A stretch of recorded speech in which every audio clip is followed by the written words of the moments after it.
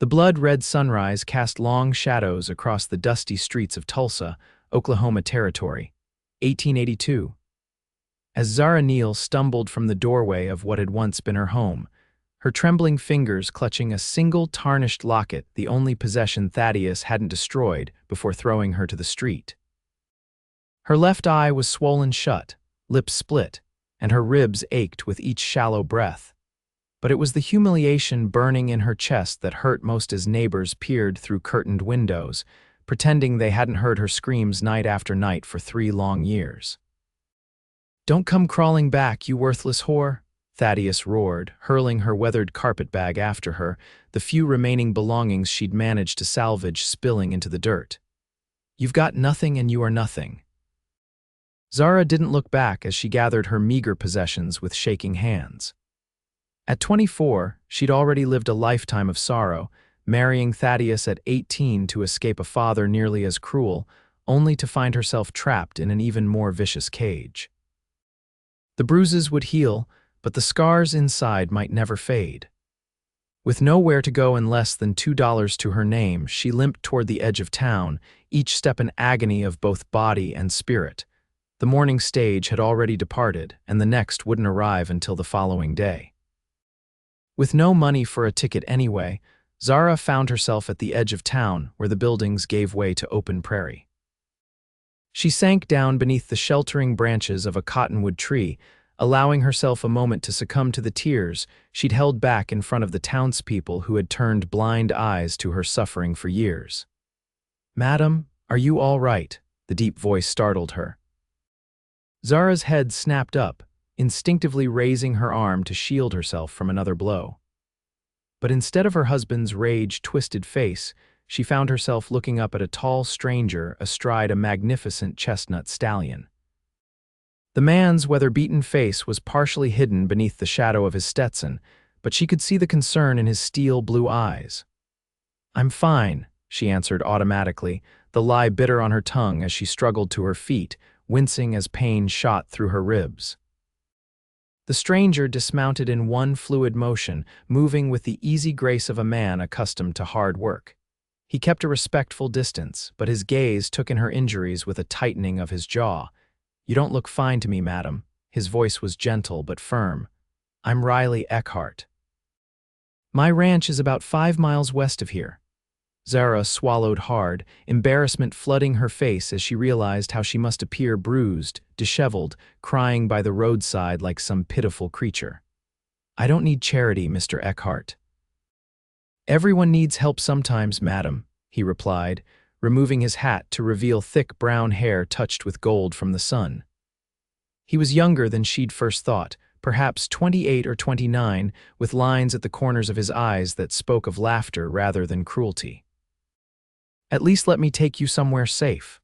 "I have nowhere," Zara admitted, the words physically painful. "My husband," she stopped, unable to continue. Something dangerous flickered in Riley's eyes. "The man who did that to your face," she nodded, unable to meet his gaze. "What's your name?" he asked, his tone softer now. "Zara Neill." She'd returned to her maiden name in her mind the moment Thaddeus had thrown her out. She would never use his surname again. Riley glanced back toward town, then at the small carpetbag containing everything she now owned in the world. His decision seemed to come quickly, with the confidence of a man used to trusting his instincts. "Mrs. Neill, my sister Hannah keeps house for me at my ranch. We've got plenty of room and you'd be safe there while you figure out your next steps." "You don't know me," Zara protested weakly. "I have nothing to offer in return," Riley's expression softened. "You don't need to offer anything, just the opportunity to help someone who needs it." When she remained hesitant, he added, "My mother suffered at my father's hands for 15 years before she found the courage to leave. No one helped her then. I promised myself I'd never turn away from someone in similar circumstances." The sincerity in his voice broke through Zara's defenses. With few options and night approaching, she nodded her acceptance, trying to ignore the way her heart lurched when he smiled, a real smile that reached his eyes, unlike Thaddeus's cruel smirk that had always been a warning of pain to come. Riley helped her onto his horse, handling her with a gentleness she'd almost forgotten could exist between a man and woman. He gathered her carpetbag and walked alongside, leading his horse at an easy pace that wouldn't jostle her injuries. As they put distance between themselves and Tulsa, Zara felt something inside her begin to unknot. For the first time in years, she was moving towards something rather than just trying to survive another day. "Your husband," Riley said after they'd traveled in companionable silence for nearly a mile. "What's his name?" "Thaddeus Blackman," she answered, noticing how Riley's hand tightened on the reins. "The saloon owner," Zara nodded. "You know him." "By reputation," Riley replied, his tone carefully neutral. "He's not well liked among honest men." That was putting it mildly. Thaddeus had built his business through intimidation and violence. His saloon served as a front for gambling, prostitution, and other illegal activities that the town marshal conveniently overlooked thanks to regular payments. Zara had discovered the extent of her husband's criminal enterprises too late, after the wedding that had sealed her fate. "He won't let me go easily," she warned, the fear still fresh. "He considers me his property." Riley's expression hardened. "You're not property, Mrs. Neill. You're a person who deserves better than what that man gave you." The simple truth of his words brought fresh tears to her eyes, which she quickly blinked away. She'd cried enough to last a lifetime. As they crested a small rise, Riley's ranch came into view in the distance, a modest but well-kept homestead with a main house, barn, and several outbuildings nestled against a backdrop of rolling hills and scattered oak trees. A small creek wound through the property, catching the late afternoon light. "It's not much compared to some of the big cattle operations," Riley said, a note of pride in his voice despite his humble words. "But it's mine, free and clear.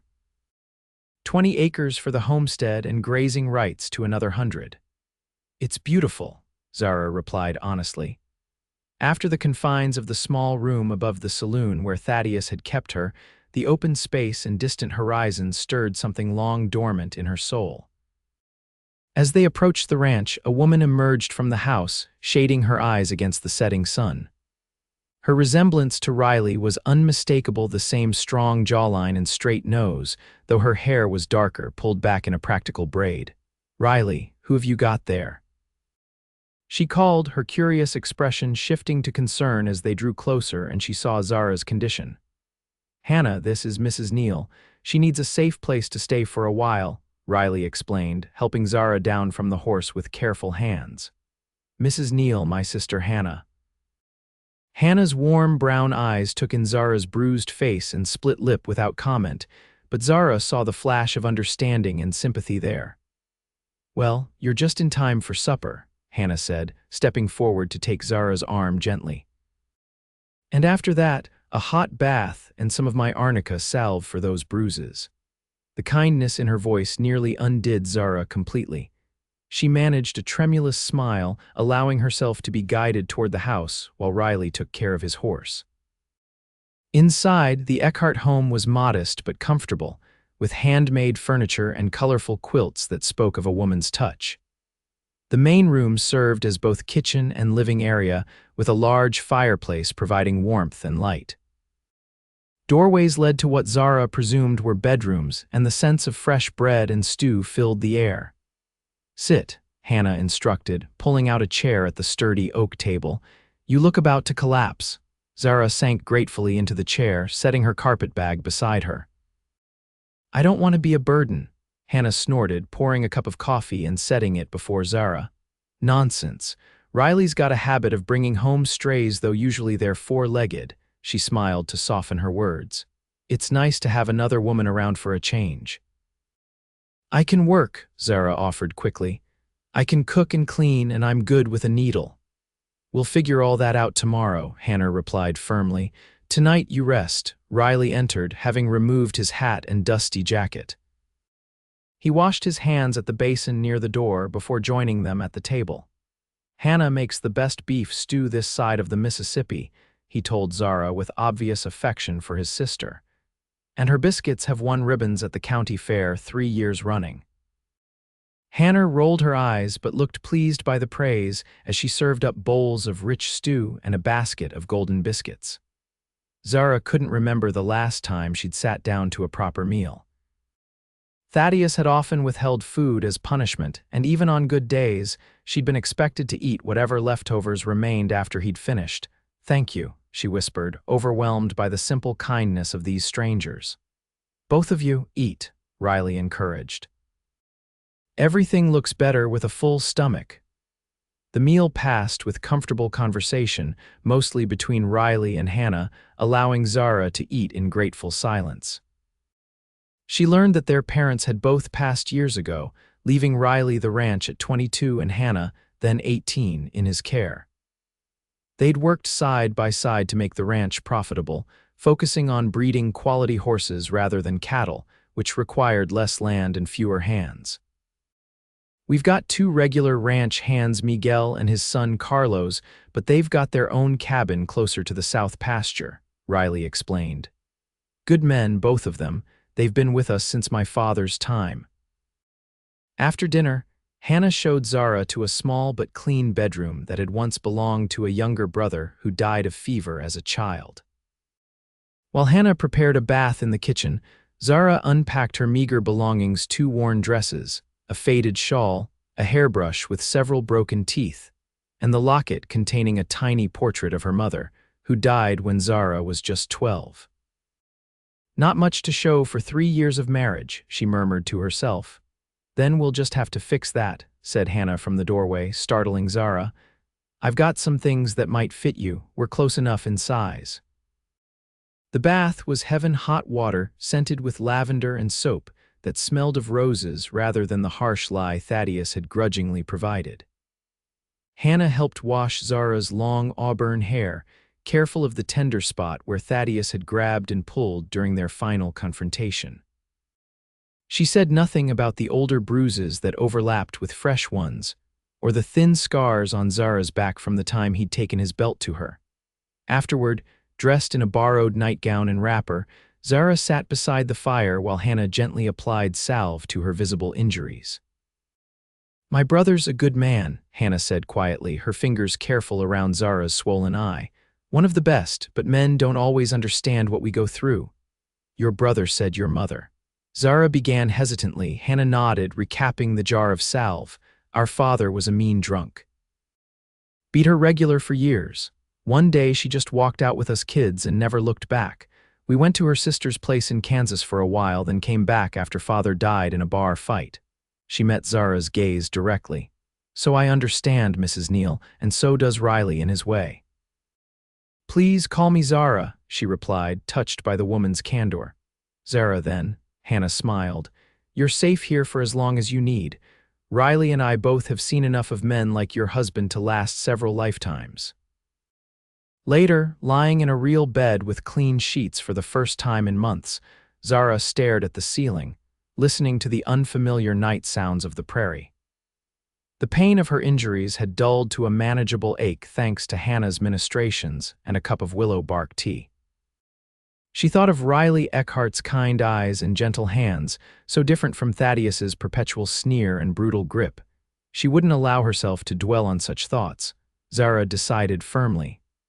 She needed to heal, to find work, to build a life far from Thaddeus's reach. There was no room for foolish daydreams about a handsome rancher with compassionate eyes. She'd made that mistake once before, seeing only what she wanted to see in Thaddeus during their brief courtship, blind to the warning signs that had been there all along. No, Riley Eckhart's kindness was simply that kindness from one human being to another in need. Nothing more. And she would repay that kindness by becoming self-sufficient as quickly as possible, so as not to be a burden to these good people who had opened their home to a stranger. With that resolution firm in her mind, Zara finally drifted into the first peaceful sleep she'd known in years. The next morning, Zara woke to sunlight streaming through curtained windows and the distant sounds of a working ranch horses nickering, men calling to each other, the rhythmic chopping of wood.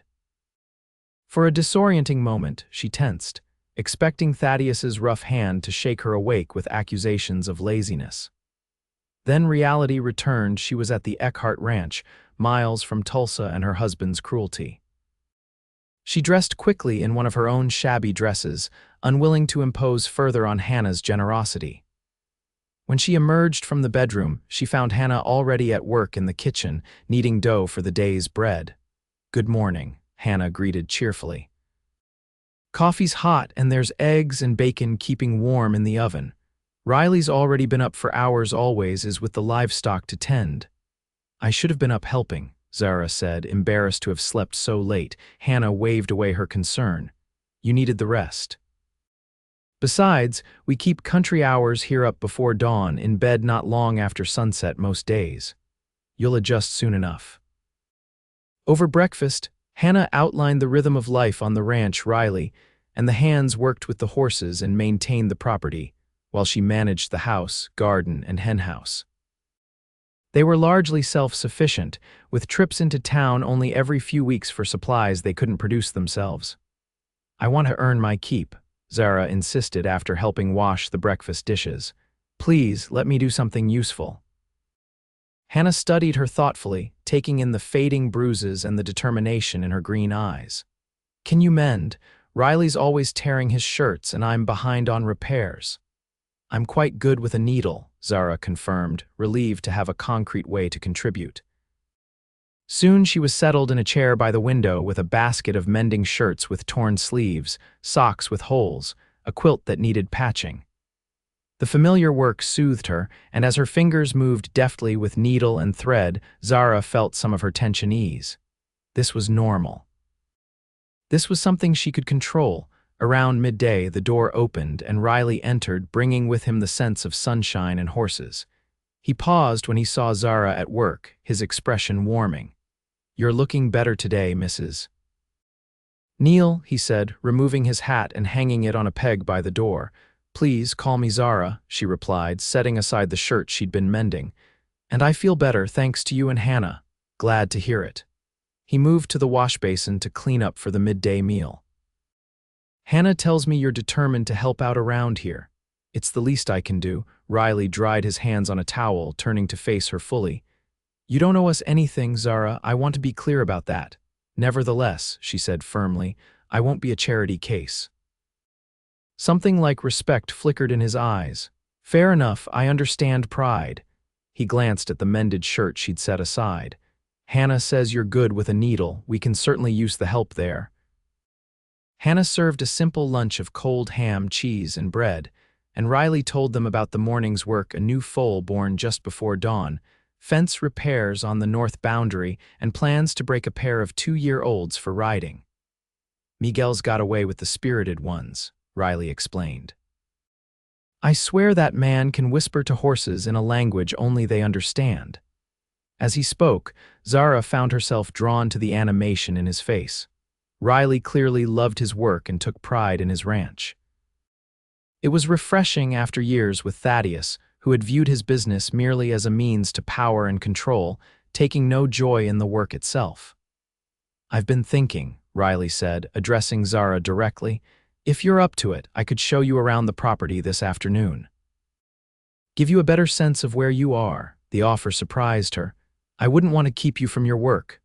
"The work's always there," he replied with an easy smile, "but it's not often we have a guest. Besides, I need to check the creek crossing after yesterday's rain." "You'd be doing me a favor, providing company for the ride." Hannah caught Zara's eye and nodded encouragingly. "Go on. The mending will wait, and some fresh air would do you good." And so, an hour later, Zara found herself atop a gentle mare named Daisy, following Riley along a well-worn trail that wound through the property. He'd been concerned about her injuries, offering a side saddle, but Zara had assured him she could manage a stride. In truth, riding had been one of the few pleasures Thaddeus hadn't completely taken from her, as he'd occasionally needed her to accompany him to various properties he owned outside of town. "Hannah says you were married 3 years, Riley said as they rode side by side through a meadow dotted with wildflowers. Zara nodded, keeping her eyes on the trail ahead. "Yes, though it feels much longer. If you don't mind my asking, how did you come to marry him?" Blackman doesn't strike me as the sort of man to win a woman's heart honestly. The question was blunt but not unkind. Zara considered how to answer, unused to having her thoughts and feelings solicited. My father was difficult, she finally said. After my mother died, he became bitter, critical of everything I did. When Thaddeus began courting me, he seemed like escape. He was charming, attentive. He owned a business, had prospects. She laughed hollowly. I was naive enough to believe he actually wanted me, not just someone to control and use as he pleased.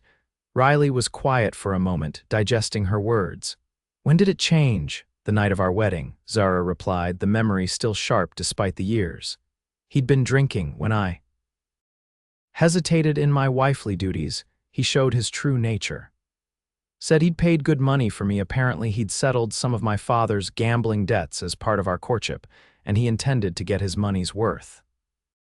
She hadn't meant to reveal so much, but something about Riley's steady presence made the words flow. Perhaps it was because he didn't interrupt or offer platitudes, just listened with genuine concern. After that first night, he kept me isolated. I wasn't allowed friends or visitors. I could only leave the house for church or with his permission, and when his temper flared. She touched her healing split lip unconsciously. Why did he finally throw you out? Riley asked softly. Zara's hands tightened on the reins. I lost another baby, the third. He was convinced I was doing it on purpose to spite him. In truth, I think my body simply couldn't sustain life under such conditions, but he wouldn't hear it. Said he was done wasting time with a barren wife who couldn't even give him a son. Riley's expression darkened. That man should be horsewhipped. Many in town would agree with him, Zara said bitterly. A wife's primary duty is to bear children, after all. Any man who thinks a woman's worth lies solely in her ability to bear children doesn't deserve to have a wife at all, Riley replied firmly. You're worth more than that, Zara, far more. The simple declaration, spoken with such conviction, brought unexpected tears to her eyes. Zara blinked them away quickly, focusing on the landscape around them to regain her composure. They had reached the creek, swollen slightly from recent rains but not dangerously so. Riley dismounted to check the small bridge that crossed at the narrowest point, testing the planks for stability. Zara remained on Daisy, watching him work with quiet efficiency, noticing the strength in his shoulders and the careful way he moved, as though accustomed to handling fragile things despite his size. Looks sound enough, he announced, remounting his stallion. Come on, I want to show you something. He led her along the creek for another quarter-mile, where the water pooled in a natural basin beneath a small outcropping of rock. The area was sheltered by cottonwood trees, creating a peaceful oasis. Hannah and I used to swim here as children, Riley explained, dismounting and helping Zara down from her horse. His hands were strong but gentle at her waist, and he released her immediately once her feet touched the ground, respecting her space in a way Thaddeus never had. It's lovely, Zara said, genuinely appreciating the tranquil spot, like something from a storybook. That's what our mother used to say, Riley smiled, a touch of sadness in his eyes. She'd bring us here when father was in one of his moods. Said it was our special place where no harm could come to us. Zara looked at him with new understanding. You've made a good life here despite your father. We've tried, he agreed. Hannah and I promised each other we'd make something better than what we came from. Some days it's harder than others, but mostly we manage. They sat on sun-warmed rocks beside the pool, watching dragonflies skim across the water's surface. In the peaceful silence, Zara felt something inside her begin to unclench a tightness she'd carried for so long she'd almost forgotten it wasn't natural. What will you do now? Riley asked eventually. You're welcome to stay as long as you need, but I suspect you're the type who likes to have a plan. Zara appreciated his perception. I need to find work, save money. I thought perhaps I might go to Kansas City or even Denver, somewhere Thaddeus wouldn't think to look for me. You believe he'll come looking, she nodded grimly. Not because he loves me or even truly wants me back, but because I defied him by leaving, even though he threw me out. In his mind, I'm still his property to dispose of as he sees fit. Riley frowned. The law might not agree. The law in Tulsa does whatever Thaddeus pays it to do, Zara replied bitterly. Marshal Dawson has looked the other way for years, not just with me but with all of Thaddeus's illegal activities. Then we'll need to be careful, Riley said, his use of we not lost on Zara. Tulsa's small enough that word of a woman staying at my ranch might get back to him. I've already imposed too much. Riley held up a hand to stop her protest. It's not an imposition. Hannah's happier with another woman around, and you've already started making yourself useful. Why not stay a while, at least until your injuries heal completely and you've had time to consider your options? Put that way, it made practical sense, and yet Zara hesitated. There was something about Riley Eckhart that unsettled her, not in the way Thaddeus had, with his unpredictable rages and cruel manipulations. Rather, it was the way Riley looked at her as though truly seeing her, the respect in his voice when he spoke to her, the careful distance he maintained to ensure her comfort. After years of being treated as less than human, such consideration was disorienting. All right, she agreed finally. Just until I can make proper arrangements. The smile that lit Riley's face sent an unexpected warmth through her. Good, he said simply. Hannah will be pleased. As they rode back to the ranch house, Zara found herself studying the land with new eyes, not as a temporary sanctuary, but as a place where she might actually spend more than just a few desperate days. The thought was both frightening and exhilarating.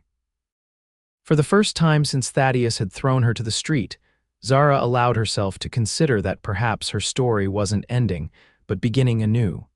The days at the Eckhart Ranch fell into a comfortable rhythm. Zara woke early, helping Hannah with breakfast before the men came in from morning chores. She took over much of the mending, freeing Hannah to focus on other household tasks. In the afternoons, she often helped in the garden, finding unexpected solace in the simple act of tending growing things. Her bruises faded, and with regular meals and rest, her body began to regain strength she hadn't realized she'd lost during her years with Thaddeus. Hannah lent her dresses and helped her alter them to fit, insisting that Zara's own worn garments were fit only for rags. "You've got a figure worth showing off properly," Hannah declared as she pinned the waist of a blue calico. "No sense hiding in those shapeless sacks Blackman had you wearing." A week into her stay, Riley brought her a gift, a beautiful leather-bound journal and pencils. "Hannah mentioned you used to write before your marriage," he explained somewhat sheepishly. "Thought you might like to again." Zara touched the smooth leather cover reverently. Thaddeus had burned her journals early in their marriage, calling her writing useless female scribblings. To have this simple tool of self-expression returned to her felt monumental. "Thank you," she whispered, unable to fully articulate what the gesture meant. Riley simply nodded, a slight flush coloring his tanned face. "Everyone should have something that's just theirs." That night, by candlelight, Zara began writing again, hesitantly at first, then with growing confidence as the words flowed. She wrote about her fears and hopes, about the ranch and its inhabitants, about the way the evening light turned the prairie grass to gold. It felt like reclaiming a piece of herself long thought lost. As May gave way to June, Zara grew more involved in the daily operations of the ranch. She learned to collect eggs without agitating the hens, to churn butter until her arms ached pleasantly, to preserve the early summer fruits that Hannah harvested from their small orchard. On Sundays, rather than risk being seen in Tulsa, they held their own simple service on the porch, with Riley reading passages from the family Bible and Hannah leading them in hymns. It was during these quiet moments that Zara found herself increasingly aware of Riley, the deep timbre of his voice as he reads scripture, the way sunlight caught in his hair, the gentleness of his calloused hands as he turned the delicate pages. She tried to dismiss these observations as mere appreciation for his kindness, but in the privacy of her journal, she admitted the truth. She was drawn to him in ways that both thrilled and terrified her. Riley, for his part, maintained a respectful distance, though Zara sometimes caught him watching her when he thought she wasn't looking, not with Thaddeus's predatory assessment, but with a sort of wondering curiosity, as though she were a puzzle he was trying to understand. One evening in mid-June, Hannah announced she needed to visit a friend who had just given birth in a neighboring homestead. "I'll be gone overnight," she explained as she packed a small bag. "Mrs. Wilson needs help with the baby and her other little ones." She glanced between Zara and Riley with barely concealed amusement. "I trust you two can manage without me burning the house down." "We'll survive somehow," Riley replied dryly, though Zara noticed a tension in his shoulders that hadn't been there before. After Hannah departed, an awkward silence fell over the house. Zara busied herself preparing supper, a simple meal of fried chicken, potatoes, and greens from the garden. Riley worked late in the barn, coming in only when she called him for the meal. They ate with uncharacteristic quiet, the absence of Hannah's cheerful chatter leaving a void neither seemed to know how to fill. Zara found herself hyper-aware of every movement Riley made, the way he cut his meat, how he occasionally ran a hand through his hair, the sound of his breathing across the table. "This is delicious," he offered finally, breaking the silence. "You're a fine cook, Zara. Thank you." She smiled, relieved to have the quiet broken. "It's Hannah's recipe, though. She's taught me a great deal these past weeks. You're a quick learner about everything, it seems." His eyes met hers briefly before returning to his plate. "You've taken to ranch life well." "I enjoy it," Zara admitted. "The work is hard but satisfying, and there's a peace here I haven't known in." "Well, perhaps ever," Riley nodded, understanding in his expression. "The land has a way of settling into your bones." "My father never appreciated that, saw the ranch as just a means to an end, a way to make money to spend in town, but for me this place is." He trailed off, seemingly embarrassed by his own eloquence. "Home," Zara supplied softly. "Yes." Riley's gaze returned to hers, more intense now. "Exactly that." After supper, rather than retreating to his room as Zara expected, Riley lingered in the main room while she washed the dishes. When she finished, she found him stoking the fire against the evening chill. "I thought perhaps we could sit a while," he suggested, gesturing to the chairs near the hearth. "Unless you're tired." Zara wasn't tired at all, though her heart was beating faster than normal. "I'd like that." They settled in the worn armchairs, the firelight casting dancing shadows across the room.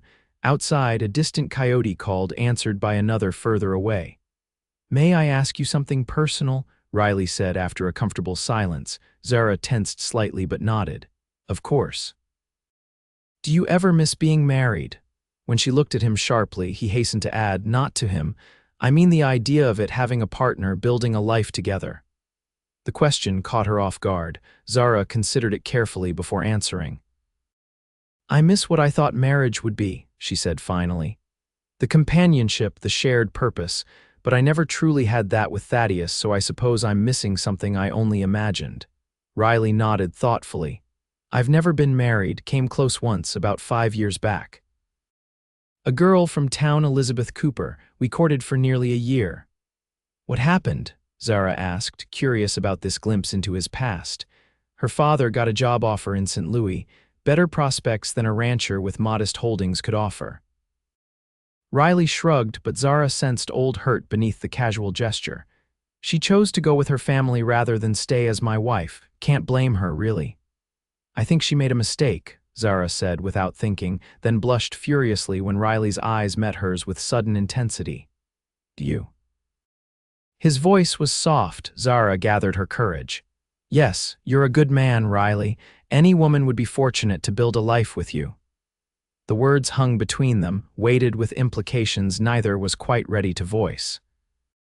Riley's expression softened, and for a heart-stopping moment, Zara thought he might reach for her hand. Instead, he simply said, "Thank you for that. It means more coming from you than you might know." They talked late into the evening, sharing stories from their lives before they'd met. Riley told her about learning to ranch from his father's foreman while his father was away drinking, about the pride he'd felt when he'd sold his first horse, about his dreams of expanding the breeding program to include the fastest quarter horses in the territory. Zara spoke of her childhood before her mother's death, of her love for books and learning, of the brief happiness she'd found teaching at the local school before her marriage. It was the longest conversation they'd had without Hannah's mediating presence, and Zara found herself increasingly comfortable in Riley's company.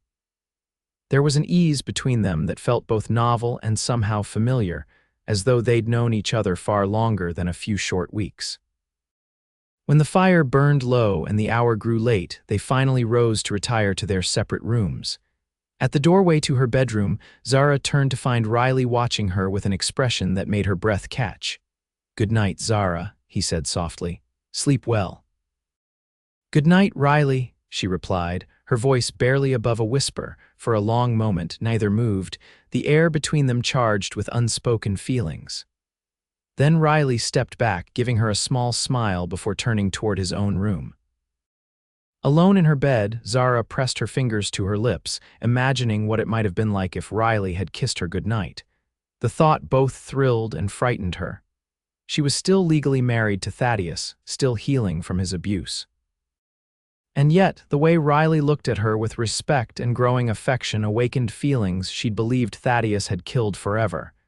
"It's too soon," she whispered to herself in the darkness. "Too complicated." But her dreams that night were filled with Riley's smile and the gentle touch of his hands. The next morning brought an unexpected crisis.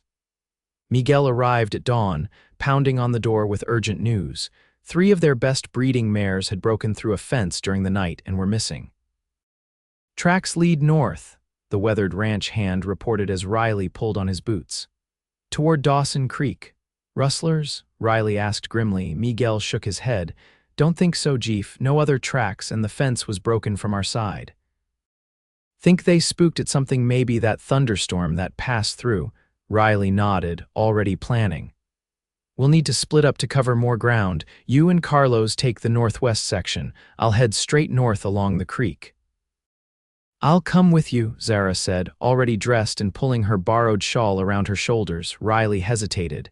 "It could be dangerous. We don't know what spooked them." "I'm a good rider," she insisted, "and 4 eyes are better than 2.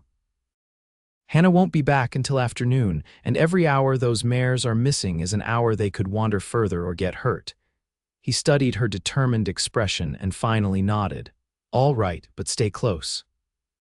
Within minutes, they were mounted and riding out, Riley on his chestnut stallion and Zara on Daisy.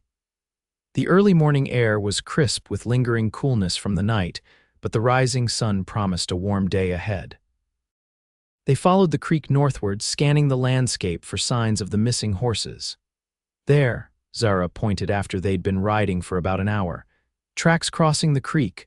Riley guided his mount closer, examining the muddy bank. "Good eye, they went through here all right." He looked up, surveying the rolling hills beyond. They'll likely have headed for higher ground after crossing. They forded the shallow creek and continued their search, moving steadily uphill. The terrain grew rockier, with scattered pine trees replacing the open prairie. Riley's expression grew increasingly concerned as they climbed. "What's wrong?" Zara asked, noticing his worried looks. "This land borders Harlan McCready's property," Riley explained. "He's not fond of neighbors, especially not me."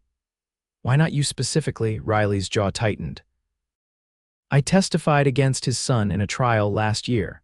The boy was caught rustling cattle from the Henderson place, got sent to territorial prison for 5 years. McCready blames me rather than his son's criminal tendencies. Will he cause trouble if we need to retrieve the horses from his land?" "Let's hope we find them before they cross his boundary," Riley replied grimly. They continued their search in tense silence, both scanning the horizon for signs of the missing mares. Cresting a ridge, Riley suddenly reined in, pointing to a stand of trees in the distance. "There they are," he said with palpable relief. "All 3 grazing in that clearing." Zara shaded her eyes against the morning sun. "They look unharmed." "Thank God for that. Those mares represent a significant portion of next year's breeding program." Riley turned to her with a smile. "Let's bring them home." They rode toward the clearing, but as they approached, a rifle shot cracked through the air. Riley immediately urged his horse in front of Zara's, shielding her with his body. "That's far enough," a voice called from the tree line. "You're trespassing, Eckhart." A lean, gray-haired man emerged from the trees, rifle cradled in his arms. Two younger men flanked him, similarly armed. McCready, Riley acknowledged evenly. We're just retrieving our horses. They broke fence during the storm last night. Convenient excuse, McCready sneered. Just like you had a convenient story about my boy last year. Your son was caught red-handed, Riley replied, his voice level despite the tension evident in his posture. I only told the truth in court. Your truth cost me my only son. Your son's actions cost you your son, Riley corrected firmly. Now we're taking our mares and leaving your property. We don't want trouble. McCready's cold gaze shifted to Zara. Got yourself a new woman, I see. Pretty thing. Where'd you find her, Eckhart? She know what happened to the last girl you courted. Zara felt Riley stiffen beside her, but he kept his voice calm. Mrs. Neill is a guest at our ranch. She's helping me locate my missing stock, which I have every right to retrieve regardless of where they've wandered. Rights. McCready spat on the ground. You talk about rights after what you did. I ought to shoot you where you stand. That would be murder, Zara said, finding her voice despite her racing heart. Mr. Eckhart has broken no laws. We'll take the horses and be on our way, causing you no further disturbance. McCready seemed taken aback by her intervention. He studied her more carefully, noting her educated speech and composed demeanor despite the dangerous situation. You his wife, he demanded. A friend, Zara replied firmly. One who would be greatly distressed if harm came to him and who would ensure the proper authorities heard exactly what happened here today. The implied threat hung in the air. McCready's weathered face worked through several emotions before settling on grudging acquiescence. Take the damn horses and get off my land, he finally growled. But you remember this, Eckhart, we ain't done, you and me. I have no quarrel with you, McCready, Riley replied evenly. Never have. Keeping a wary eye on the armed men, Riley and Zara slowly approached the grazing mares. The animals were skittish but responded to Riley's familiar voice. With gentle coaxing, they managed to get makeshift halters on all three and began leading them back toward Eckhart land. McCready and his men watched their departure in stony silence, rifles still at the ready but, thankfully, not raised. Only when they had crossed back over the ridge and were out of sight did Zara release the breath she'd been holding. That was terrifying, she admitted, her hands trembling slightly on Daisy's reins. You didn't show it, Riley said, admiration clear in his voice. You faced him down like you were reading the riot act to a schoolboy, not a man holding a rifle on us. I was petrified, Zara confessed. But I've learned that showing fear often makes dangerous men more aggressive, not less. Riley's expression darkened at the reminder of what had taught her such a lesson. You were magnificent, truly. McCready's not easily intimidated, but you had him reconsidering his position. Despite the lingering tension, Zara felt a surge of pride at his praise. She had acted instinctively, driven by the urgent need to protect Riley as he had protected her. The realization that she cared so deeply about his safety after just a few weeks of acquaintance was both exhilarating and terrifying. They made their way back to the ranch slowly, careful with the mares who were tired and thirsty after their adventure. The sun climbed higher, beating down on them as they descended back into the valley where the ranch lay. By the time they reached the creek crossing, all of them, humans and horses alike, were ready for water and rest. Let's stop here for a bit, Riley suggested, dismounting near the swimming hole he'd shown her weeks before. Let the mares drink and catch their breath. Zara dismounted gratefully, her legs stiff from the long ride. While the horses drank from the creek, she splashed cool water on her face, washing away dust and perspiration. That feels wonderful, she sighed, letting water drip from her fingertips back into the creek. When she looked up, she found Riley watching her with an intense expression that made her heart skip. He stood very still, as though afraid any movement might shatter the moment. Zara, he said, his voice rougher than usual. I need to tell you something. She straightened, suddenly nervous. What is it, seeing you face down McCready like that? He took a step closer. The way you spoke up, unafraid, defending what's right, it made me realize I can't pretend anymore. Pretend what? She whispered, though a part of her already knew the answer. That I'm not falling in love with you. The simple declaration hung between them, honest and vulnerable. Zara felt as though the ground had shifted beneath her feet, leaving her unmoored. Riley, she stopped, uncertain how to continue. I'm still married. I know. He closed the distance between them, though he didn't touch her. I know it's complicated. I know it's too soon after what you've been through, but nearly losing you today before I ever had you, it made me understand I couldn't keep silent any longer. I don't know what to say, Zara admitted, her voice trembling. These feelings, they're all tangled up with gratitude and fear, and you don't need to say anything now, Riley assured her gently. I don't expect anything from you. I just couldn't bear keeping it inside anymore. Zara looked up at him, this man who had shown her nothing but kindness and respect since the moment he'd found her bruised and broken by the roadside. In his eyes, she saw no demand, no possession, only honest affection and concern for her well-being. Slowly, giving her every chance to pull away, Riley raised his hand to touch her cheek. His calloused palm was gentle against her skin, and Zara found herself leaning into the contact, starved for tenderness after years of cruelty. Whatever you decide, he murmured, know that you have choices now. You have worth beyond measure, Zara Neill. If your husband left you with nothing, then I'll give you everything, not as payment or obligation, but because you deserve a life filled with joy and respect and love. Tears welled in Zara's eyes at words she'd never expected to hear from any man. I'm afraid, she admitted in a whisper. Not of you, never of you, but of hoping again, of believing I could have something good and true. Hope is the bravest thing a person can do after suffering, Riley said, wiping away a tear that had escaped down her cheek. And you, Zara, are the bravest person I know. The moment stretched between them, fragile and precious. Then, slowly, Zara raised her own hand to cover his where it rested against her face. It wasn't an answer or a promise, they both knew there were too many complications for that, but it was acknowledgement of feelings that could no longer be denied. A tentative step towards something that might, with time and care, grow into something beautiful. The sound of approaching hoofbeats broke the moment. They stepped apart as Miguel appeared, riding hard toward them. Jeef, he called, reining in his horse. You found them, gracias a Dios, but there's trouble. Hannah returned early with news from town. The Blackman man, he's asking questions about his missing wife, offering a reward for information. Zara's blood ran cold. Riley's expression hardened as he turned to her. We need to get back, now. The ride back to the ranch was tense and hurried. Hannah was waiting anxiously on the porch, pacing back and forth with uncharacteristic agitation.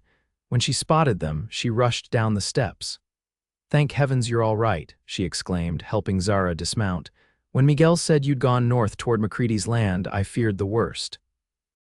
We had a brief encounter with McCready, but managed to retrieve the mares without bloodshed, Riley explained, already leading the tired horses toward the barn. What's this about Blackman? Hannah's face grew grim. Mrs. Wilson's husband came in from Tulsa yesterday. Said Blackman's been making a spectacle, claiming his wife was stolen from him. He's offering $50 for information on her whereabouts, a fortune to some of the poorer folks in town. Has he mentioned us specifically? Riley asked, handing the horses off to Carlos.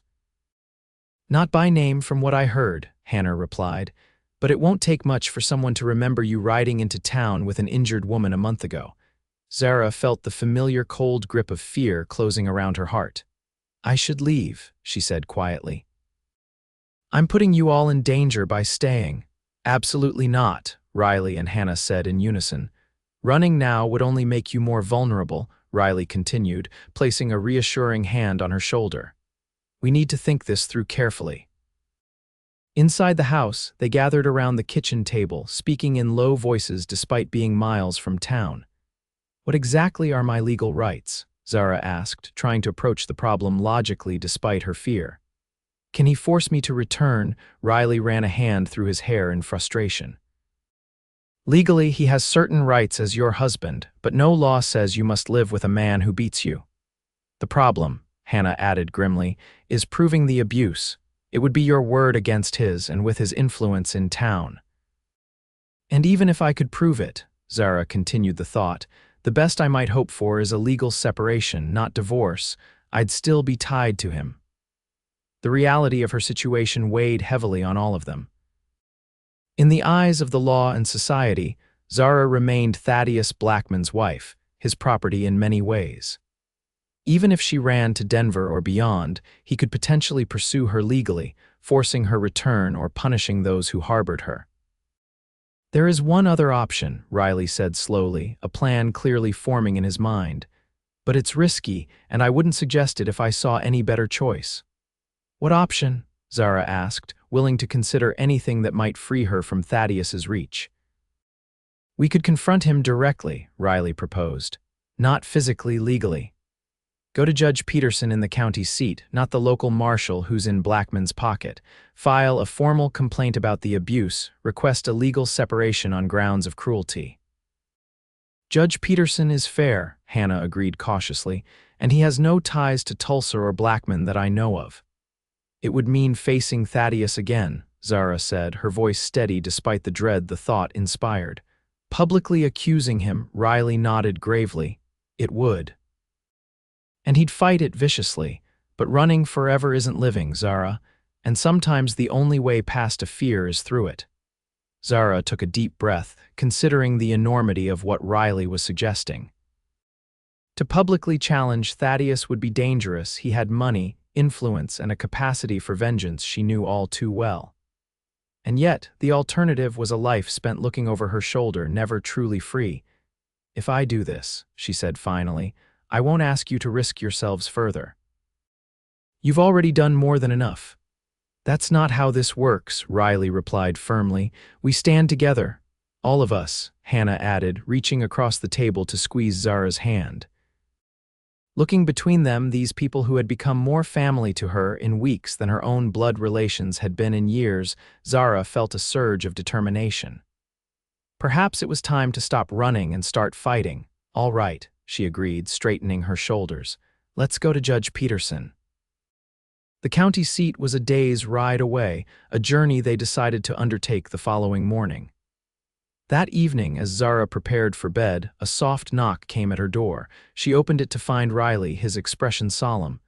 May I speak with you a moment? He asked quietly. Zara nodded, stepping aside to let him enter.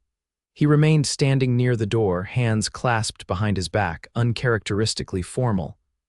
I want you to know, he began, that whatever happens tomorrow, whatever you decide about your future, my feelings won't change. But neither will they obligate you in any way. Riley, he held up a hand gently. Please, let me finish.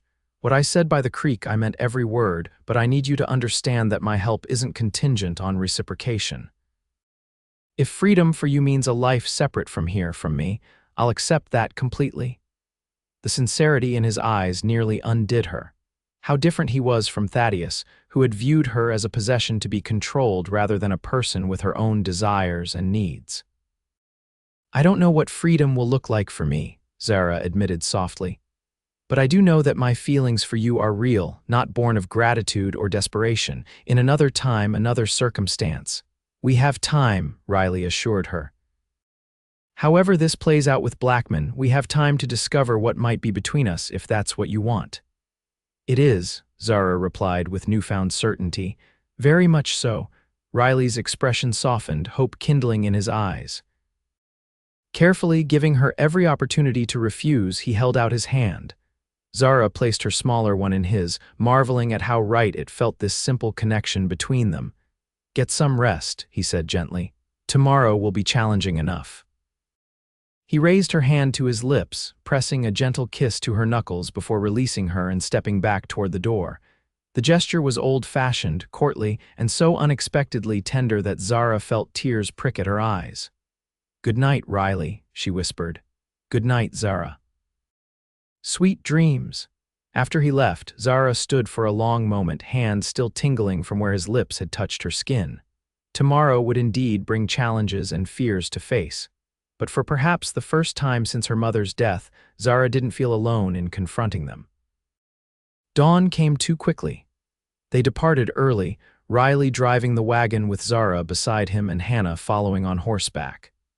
The journey to the county seat would take most of the day, and they planned to stay overnight regardless of the outcome of their meeting with Judge Peterson.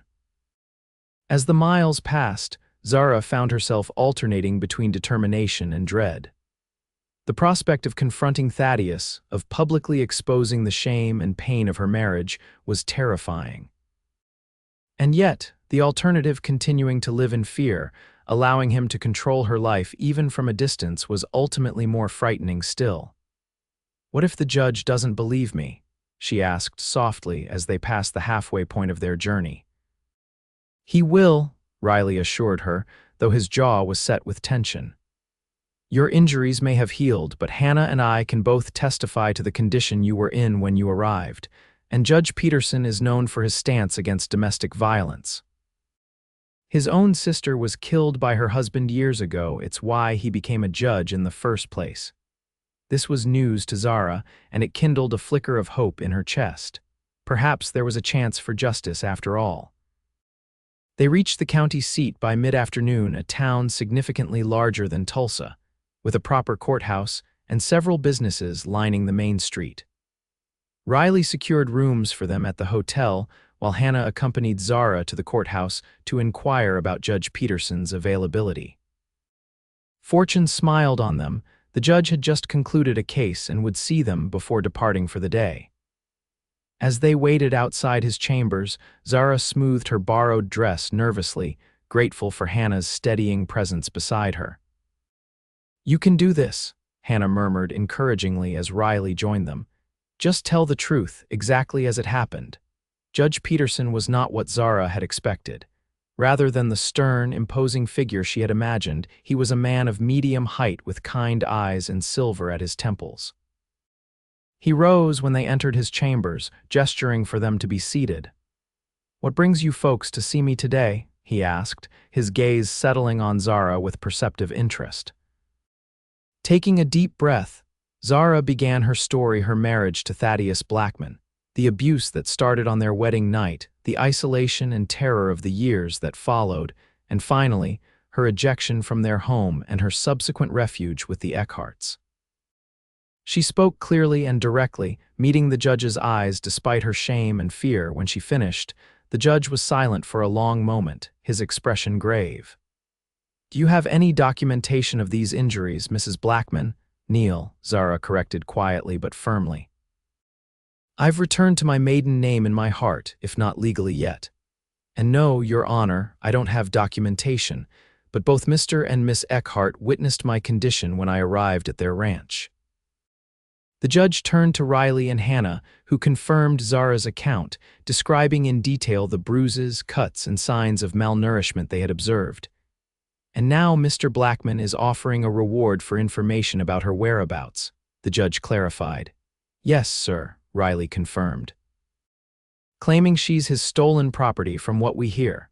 Judge Peterson's expression hardened at this. "No human being is property, Mr. Eckhart, not in this country, not anymore." He turned back to Zara. "What is it you're seeking from me today, Mrs. Neill?" "Protection," Zara replied simply. "And if possible, a legal separation that would prevent him from forcing me to return to his home." The judge steepled his fingers, considering. "I can issue a restraining order immediately, barring Mr. Blackman from approaching or harassing you. As for the separation, that will require a formal hearing with both parties present. But given the severity of what you've described, I'm inclined to grant it." Relief flooded through Zara, making her light-headed. "Thank you, Your Honor." "Don't thank me yet," he cautioned. "Mr. Blackman will be notified of the hearing and given an opportunity to present his side. It could get ugly, Mrs. Neill. Are you prepared for that?" Zara squared her shoulders. "I've lived with his ugliness for 3 years, Your Honor. I can face it once more if it means freedom afterward." The judge nodded, respect evident in his expression. "Very well. I'll issue the restraining order today. The hearing for separation will be scheduled for next week, giving us time to serve Mr. Blackman with the necessary papers." As they left the courthouse, the restraining order securely in Zara's reticule, a weight seemed to lift from her shoulders.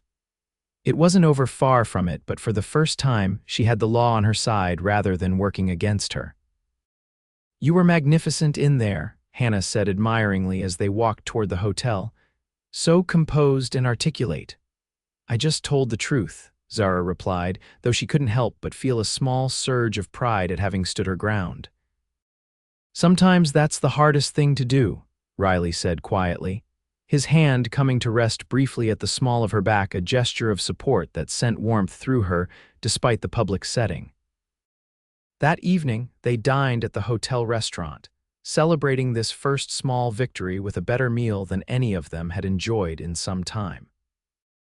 The wine Riley ordered loosened some of the tension they'd carried all day, and by dessert, they were even able to laugh together, planning improvements to the ranch and discussing the upcoming foaling season as though Zara's future there was assured. It was the most normal Zara had felt in years, simply enjoying a meal with people she cared about, without fear shadowing every moment. As she looked across the table at Riley, animated as he described his plans for expanding the horse breeding operation, she allowed herself to imagine a future where moments like this were commonplace rather than exceptional. When they retired to their rooms, Hannah and Zara sharing one, Riley in another across the hall, Zara found herself unable to sleep despite her exhaustion. The day's events kept replaying in her mind, along with anxious thoughts about the hearing to come. After an hour of restless tossing, she rose and wrapped herself in a shawl, moving to the window that overlooked the town's main street. The night was clear, stars scattered across the sky like diamond dust. Below, a few lamps still burned in windows, but most of the town was dark and quiet. A soft knock at the door startled her. Hannah, sleeping soundly in the other bed, didn't stir. Cautiously, Zara approached the door. "Who is it?" she whispered. "It's Riley," came the quiet reply. "I saw your light. May I speak with you a moment?" Zara glanced at Hannah's sleeping form, then carefully opened the door just enough to see Riley standing in the hallway, still fully dressed. "I couldn't sleep," he explained, looking somewhat sheepish. "Thought you might be awake too, would you? Would you like to sit downstairs for a while?" "The lobby should be empty this time of night." She hesitated only briefly before nodding. "Let me get my wrap." The hotel lobby was indeed deserted, save for a drowsy clerk behind the front desk who barely glanced up as they settled into two chairs near the dying fire. For a while, they simply sat in comfortable silence, watching the embers glow. "Are you afraid?" Riley asked eventually, his voice low enough that it wouldn't carry to the clerk. Zara considered the question honestly. "Yes," she admitted. "Not of facing Thaddeus himself. I've done that enough times to know what to expect. I'm afraid of not being believed. Of the law failing me, as it has so many women before me." Riley nodded, understanding in his eyes. "That's a reasonable fear." But Judge Peterson seemed different from most men in his position. "He did," Zara agreed. "Still, Thaddeus can be very convincing when he wants to be. It's how he charmed me in the first place, how he maintains his position in Tulsa despite his criminal activities." "You're stronger than you were then," Riley reminded her gently. "You see him clearly now, without the veil of his false charm." They lapsed into silence again, but it was a companionable quiet, each drawing comfort from the other's presence. After a while, Zara found herself telling Riley about her dreams before her marriage, how she'd hoped to continue teaching, perhaps even open a small school of her own someday. "You still could," he said, enthusiasm warming his voice. "There's no proper school within miles of the ranch. The children from neighboring homesteads have to travel too far or go without education entirely." Zara felt a spark of the old passion rekindling at his words. "Do you really think it would be possible? With your experience and education, absolutely." Riley leaned forward, clearly warming to the idea. "We could convert the old bunkhouse. It's solid, just needs some work, big enough for a dozen students at least." The way he spoke, assuming her continued presence at the ranch, including her in his plans for the future, filled Zara with a warm glow. For the first time, she allowed herself to truly envision a life after Thaddeus, a life that could be rich with purpose and joy. "I'd like that," she said softly, "to teach again, to help build something worthwhile." Riley's hand found hers in the dim light, his calloused fingers gentle as they entwined with her smaller ones. You've already helped build something worthwhile, Zara. Since you came to the ranch, it's felt more like a home than it ever did before." The simple honesty in his voice touched something deep inside her. Impulsively, Zara leaned forward and pressed her lips to his cheek, a brief, chaste kiss of gratitude and affection. "Thank you," she whispered, "for seeing me when I couldn't see myself." When she pulled back, Riley's eyes were dark with emotion. For a breathless moment, Zara thought he might kiss her properly, but instead he raised her hand to his lips as he had the night before. "We should try to rest," he said, his voice rougher than usual. "Tomorrow will be another long day." As they rose to return to their rooms, Zara felt a curious mixture of disappointment and relief. Part of her had wanted Riley to kiss her, to feel what it would be like to be held by a man who truly cared for her. But the rational part of her knew he was right to wait. Until she was truly free of Thaddeus, anything more between them would be complicated at best, potentially dangerous at worst. At her door, Riley paused. "Whatever happens next week at the hearing," he said quietly, "know that you're not alone anymore, Zara. Not ever again, if I have any say in the matter."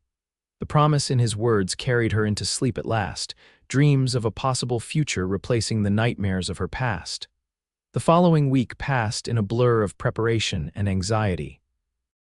Back at the ranch, Riley and Hannah helped Zara gather what evidence they could of her abuse. Hannah's detailed notes on Zara's physical condition when she arrived, statements from Miguel and Carlos confirming what they had witnessed, and most importantly, Zara's own written account of her years with Thaddeus. The night before they were to return to the county seat for the hearing, Zara sat on the porch, watching the sunset paint the sky in shades of orange and purple. The beauty of it still moved her, even through her apprehension about the coming day. Riley joined her, settling into the chair beside hers. "Penny, for your thoughts. I was just thinking about how quickly everything has changed," Zara replied. "6 weeks ago I was still trapped in that nightmare with Thaddeus, believing I'd never escape, and now. Riley prompted gently when she trailed off. Zara turned to look at him directly, taking in the kind eyes and strong features that had become so dear to her. "Now I have hope," she said simply. "Whatever happens tomorrow, I've found my strength again. That's something Thaddeus can never take from me again." Riley's smile warmed her more than the last rays of the setting sun. "You've had that strength all along, Zara. You just needed a safe place to remember it." As darkness fell around them, they sat together in comfortable silence, drawing strength from each other for the battle that lay ahead. The courthouse was crowded the next morning when they arrived. Word of the hearing had spread, drawing curious onlookers from both the county seat and Tulsa. Zara held her head high as they made their way through the whispers and stares, Riley and Hannah flanking her protectively.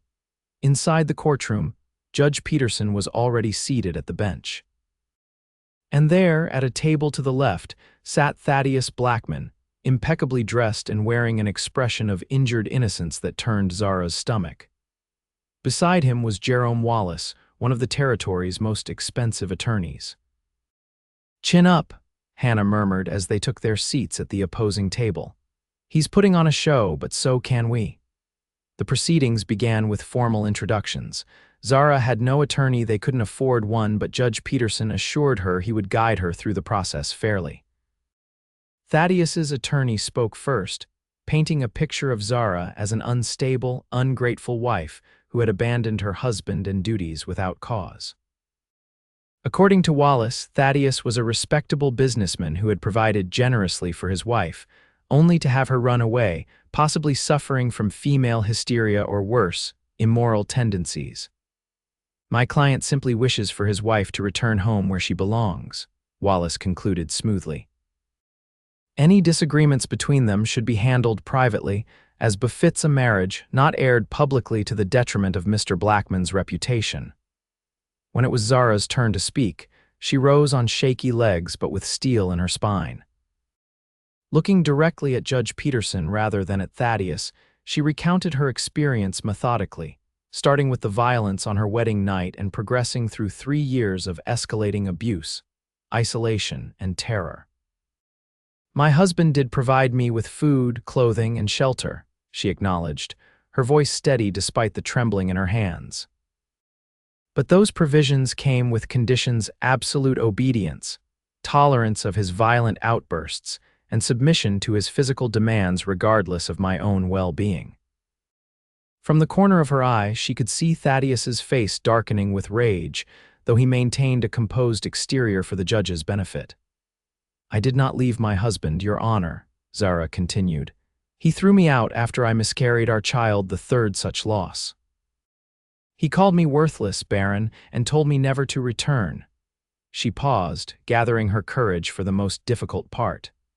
"I believe these miscarriages were the direct result of the physical abuse I suffered at his hands. Particularly the last, which occurred after he struck me repeatedly in the abdomen during a rage over a dinner I'd prepared that he found unsatisfactory." A murmur ran through the courtroom at this revelation.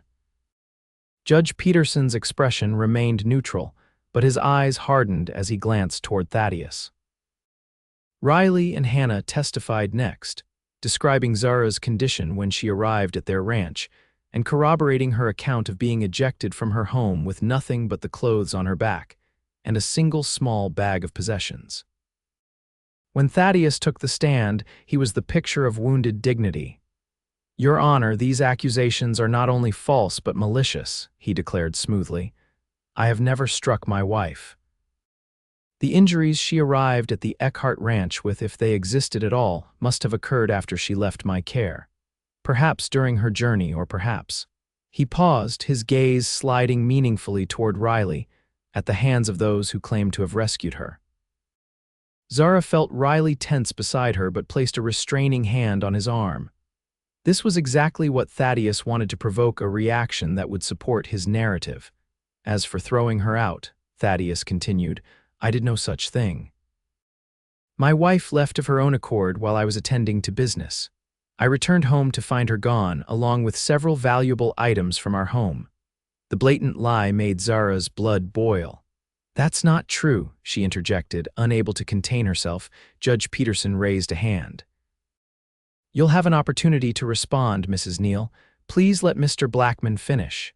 Thaddeus smirked slightly at the use of Mrs. Neill rather than Mrs. Blackman, clearly believing it undermined her credibility. "I've been searching for my wife out of concern for her well-being, Your Honor. If she was unhappy in our marriage, she had only to say so.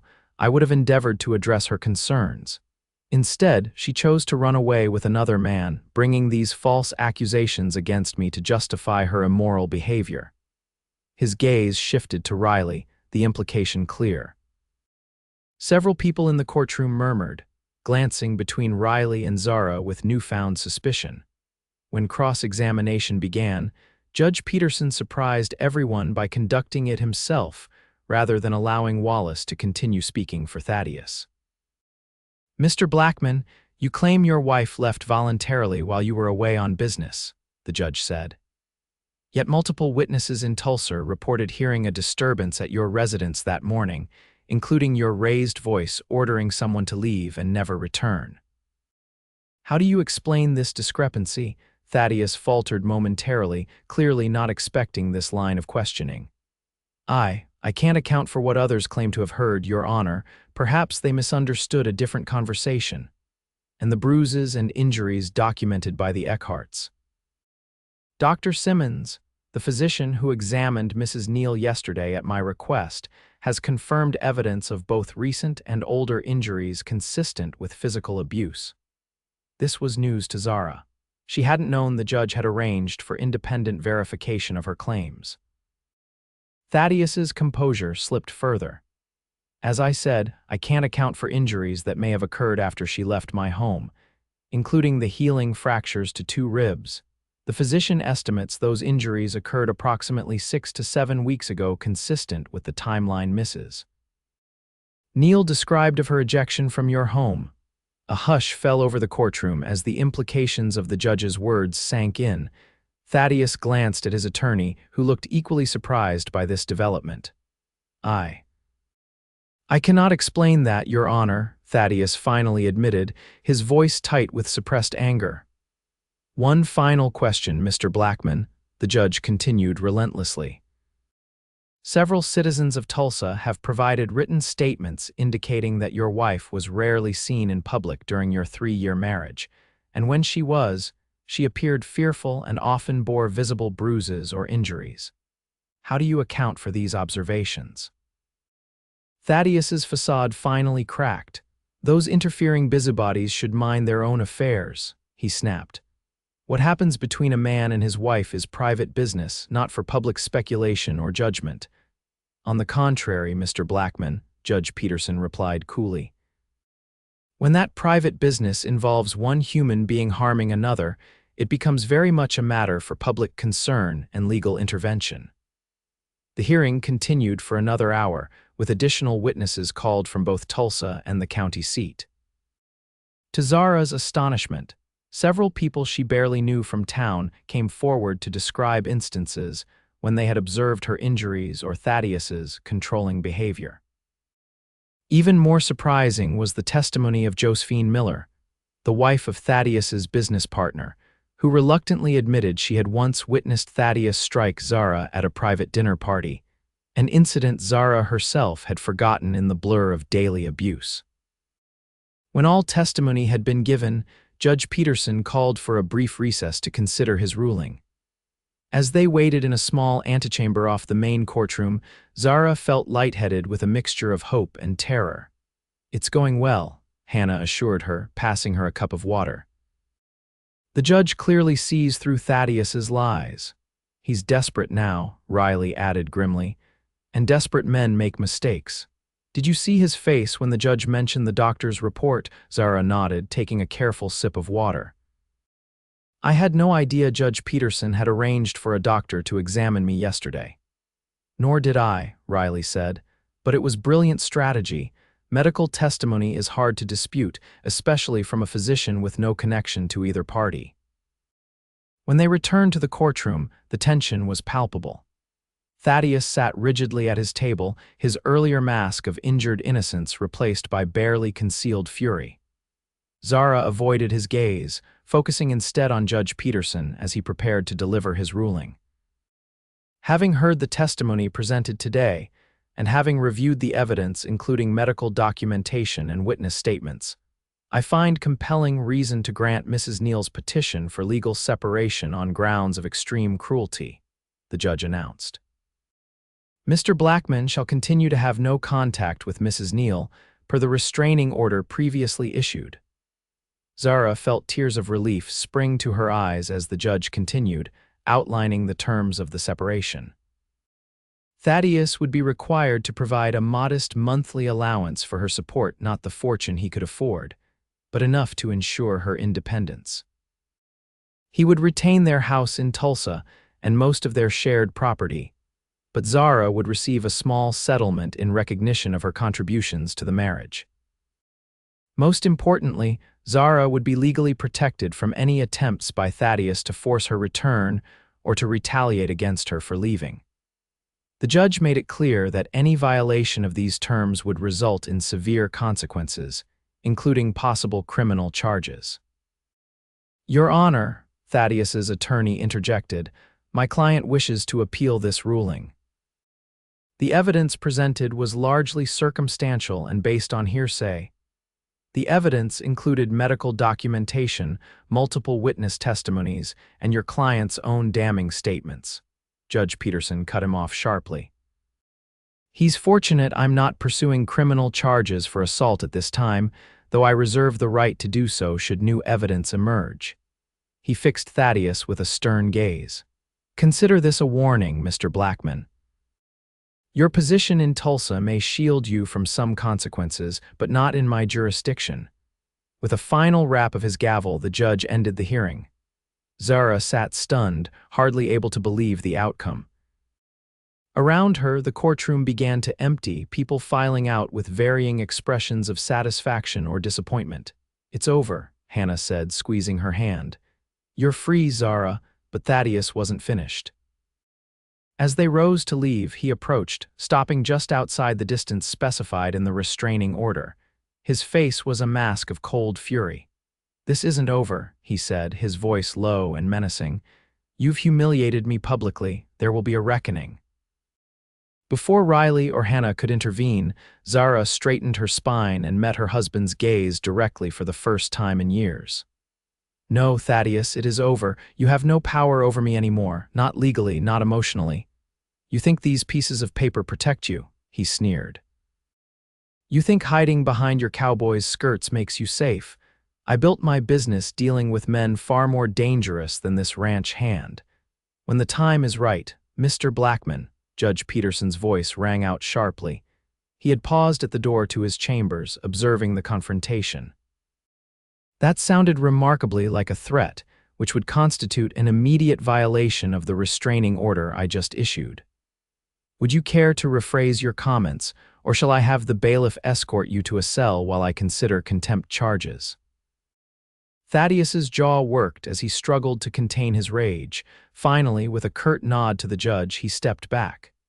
"Good day, Your Honor. I was merely expressing my disappointment at the ruling. See that your disappointment doesn't manifest in any further contact with Mrs. Neill," the judge replied evenly. "Good day." As Thaddeus stalked away, followed closely by his attorney, Zara felt her knees threaten to buckle. Riley's arm came around her waist, steadying her. "Let's get you home," he murmured, the word home sending a warm glow through her despite her lingering fear. The journey back to the ranch was quieter than their trip to town had been, each of them processing the events of the day in their own way. Zara fluctuated between elation at her newly won freedom and anxiety about Thaddeus's parting threat. She knew him well enough to recognize he wouldn't simply accept defeat, not when his pride had been wounded so publicly. As the ranch came into view in the late afternoon light, however, Zara felt some of her tension ease. This place had become a sanctuary to her in just 6 short weeks. Whatever challenges lay ahead, she would face them from a position of strength, surrounded by people who genuinely cared for her welfare. That evening, after a quiet celebration dinner, Riley found Zara alone on the porch, wrapped in a shawl against the cooling night air. He settled beside her on the bench, close enough that she could feel the warmth radiating from his body but not so close as to crowd her. "Penny for your thoughts?" he asked, echoing his question from the night before the hearing. Zara smiled, glancing at him in the dim light spilling from the windows. "I'm not sure they're worth that much. I'm just trying to make sense of everything, to believe it's real." "It's real," Riley assured her. "You stood up to him, Zara. You fought for yourself and won." "With considerable help," she reminded him, her voice warm with gratitude. "I couldn't have done it without you and Hannah." "You could have," he countered gently. "It might have taken longer, been harder, but you're stronger than you know, Zara Neill." They sat in companionable silence for a while, listening to the night sounds of the ranch horses nickering softly in the barn, the distant howl of a coyote, crickets chirping in the tall grass. "I've been thinking about what happens next," Zara said eventually. "About your suggestion of converting the old bunkhouse into a schoolroom." Riley turned to her, interest sharpening his features. "And I'd like to try it," she said, growing more animated as she spoke. "There must be at least a dozen children within riding distance who have little or no access to education. With the settlement from Thaddeus, I could purchase books and supplies. We could start small, perhaps 3 days a week at first." "I think it's a wonderful idea," Riley said, his smile evident in his voice. "The community needs it, and you'd be a magnificent teacher." "You really think so?" Zara asked, still uncertain despite her enthusiasm. "I know so." Riley's hand found hers on the bench between them, his fingers warm and strong as they intertwined with hers. "Zara, I want you to know that whatever you decide to do, wherever you decide to go, I'll support you, but I hope—" He paused, seeming to search for the right words. "I hope you'll consider making your home here permanently, not out of obligation or lack of options, but because you want to." Zara's heart quickened at the earnestness in his voice. "Are you asking me to stay because of the school idea?" "No," Riley said firmly. "I'm asking you to stay because these past weeks have been the happiest of my life, despite all the challenges and dangers. Because when I think about the future of this ranch, I can't imagine it without you in it." Zara turned to face him fully, searching his expression in the dim light. What she saw there: hope, affection, respect, and yes, love gave her the courage to speak her own truth. "I want to stay," she whispered. "Not because I have nowhere else to go, but because for the first time in my life I've found somewhere I truly belong." Riley's free hand came up to gently cup her cheek. "May I kiss you, Zara?" he asked softly. "I've wanted to for so long, but I needed you to be truly free first." In answer, Zara leaned forward, closing the distance between them. Their lips met in a kiss that was tentative at first, then growing in confidence as Zara melted against him. It was nothing like Thaddeus's demanding, possessive kisses. Riley's touch was gentle yet certain, asking rather than taking, giving as much as receiving. When they finally pulled apart, both slightly breathless, Riley rested his forehead against hers. "I love you," he said simply. "I think I have since that first day by the roadside, though I didn't know it then." "I love you too," Zara replied, the words feeling both foreign and perfectly right on her tongue. "It frightens me how much sometimes." "We'll take it slow," Riley promised, brushing a strand of hair from her face. "There's no rush. We have all the time in the world to get to know each other properly." They stayed on the porch a while longer, talking quietly about their hopes for the future, exchanging occasional gentle kisses that felt like promises. When they finally went inside, Hannah took one look at their linked hands and smiled knowingly but said nothing, simply squeezing Zara's shoulder as she passed on her way to bed. In the privacy of her room, Zara sat at the small desk and opened the journal Riley had given her weeks before. On a fresh page, she wrote simply, "Today I am free. Today I begin again." The next few months brought changes both large and small to the Eckhart ranch. With careful planning and hard work, the old bunkhouse was transformed into a simple but functional schoolroom. Riley and the ranch hands constructed sturdy desks, while Zara and Hannah sewed curtains for the windows and cushions for the benches. Word spread through the scattered homesteads of the area, and by late September, 15 children ranging in age from 6 to 16 gathered 3 days a week for instruction. Zara found herself thriving in this new role, rediscovering her passion for teaching while adapting her methods to the unique needs of frontier children. Some came with prior education from back east, while others had never held a book before. She developed a flexible curriculum that allowed each child to progress at their own pace while still fostering a sense of community among her diverse group of students. The monthly allowance from Thaddeus arrived punctually, though Zara always viewed the money with mixed emotions.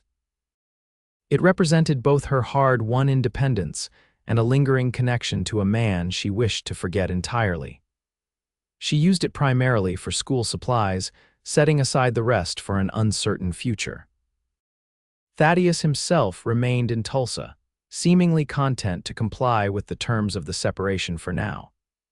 Occasionally, travelers from town would bring news his business continued to thrive.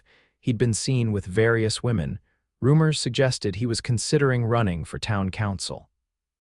Zara listened to such reports with diminishing interest. The man who had once dominated her every waking thought was gradually becoming a distant figure from a past life.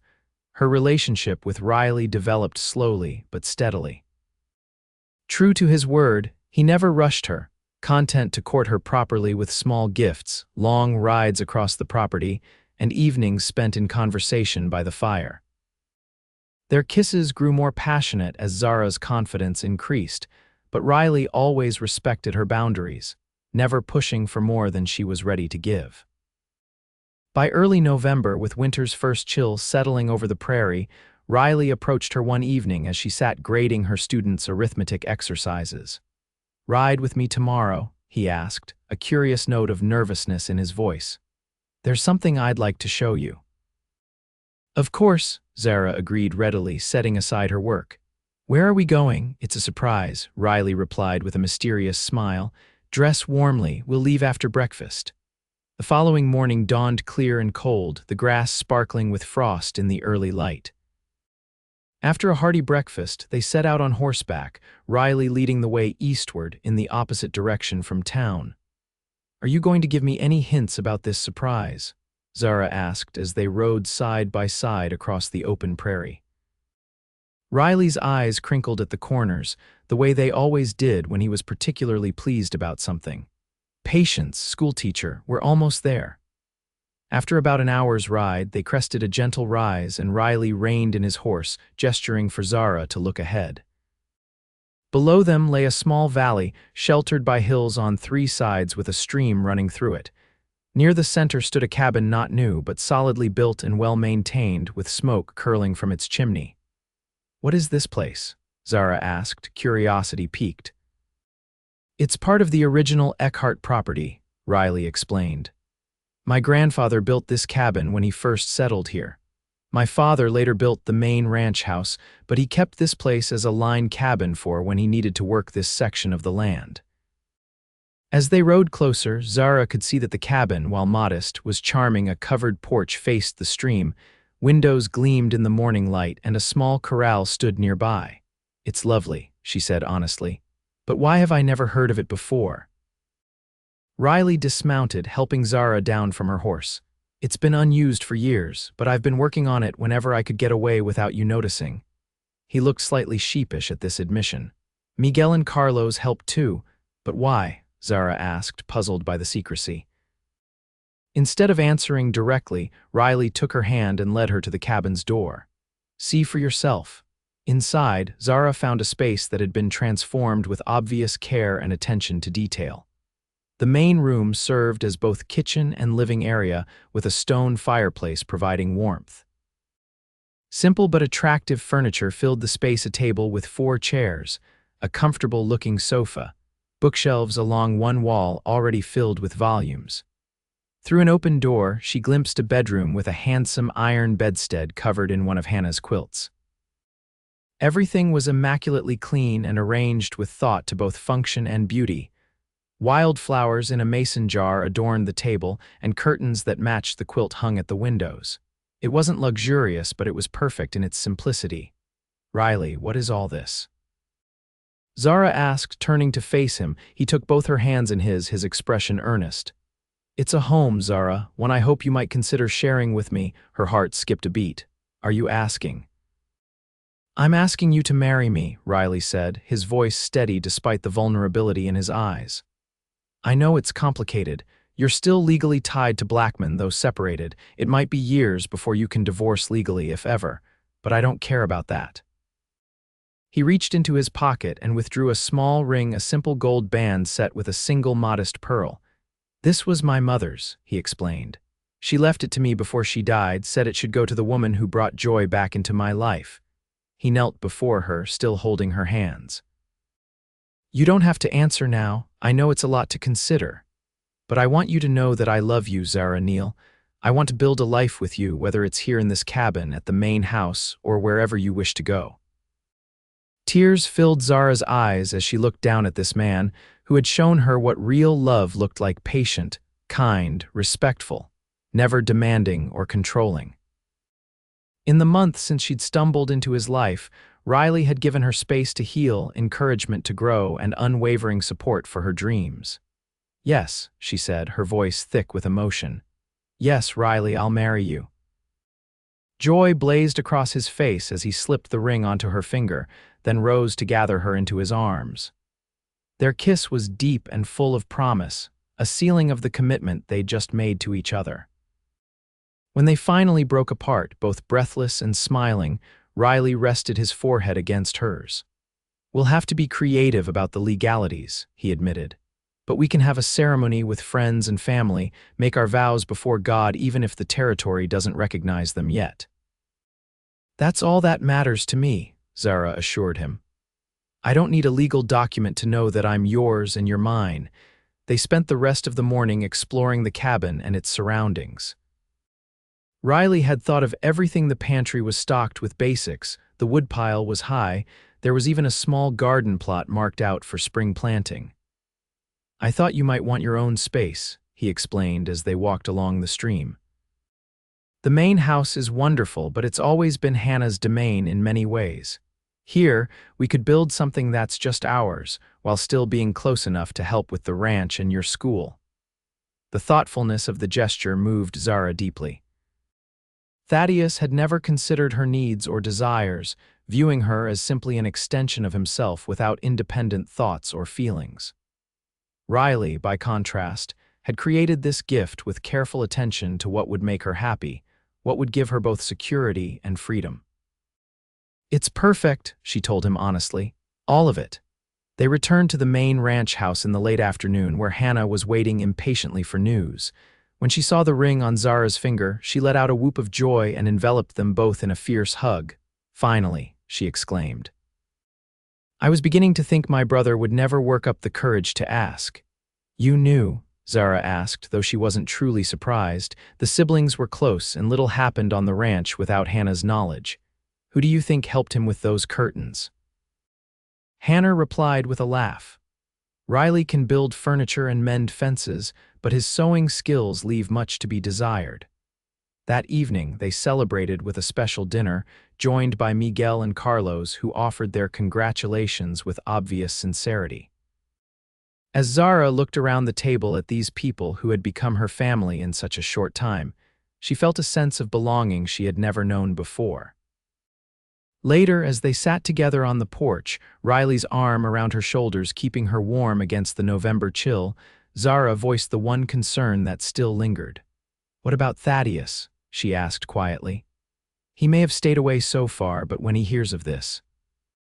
Riley's arm tightened slightly around her. "We'll be careful," he promised. "The ceremony will be private, just family and a few trusted friends, and legally there's little he can do. The separation agreement doesn't prevent you from living your life as you see fit." "I know," Zara sighed. "I just can't help worrying. He made threats after the hearing, and Thaddeus Blackman is not a man who forgets a grudge." "Whatever comes," Riley said firmly, "we'll face it together. I won't let him hurt you again, Zara. I promise you that." The conviction in his voice reassured her, as did the steady strength of his presence beside her. With Riley, she wasn't facing her fears alone. That made all the difference in the world. Their wedding ceremony took place on Christmas Eve, in the main room of the ranch house, decorated with evergreen boughs and candles for the occasion. Reverend Thompson from the county seat performed the service, understanding their unique situation and agreeing that while not legally binding until Zara could obtain a divorce, their vows before God were no less sincere or sacred.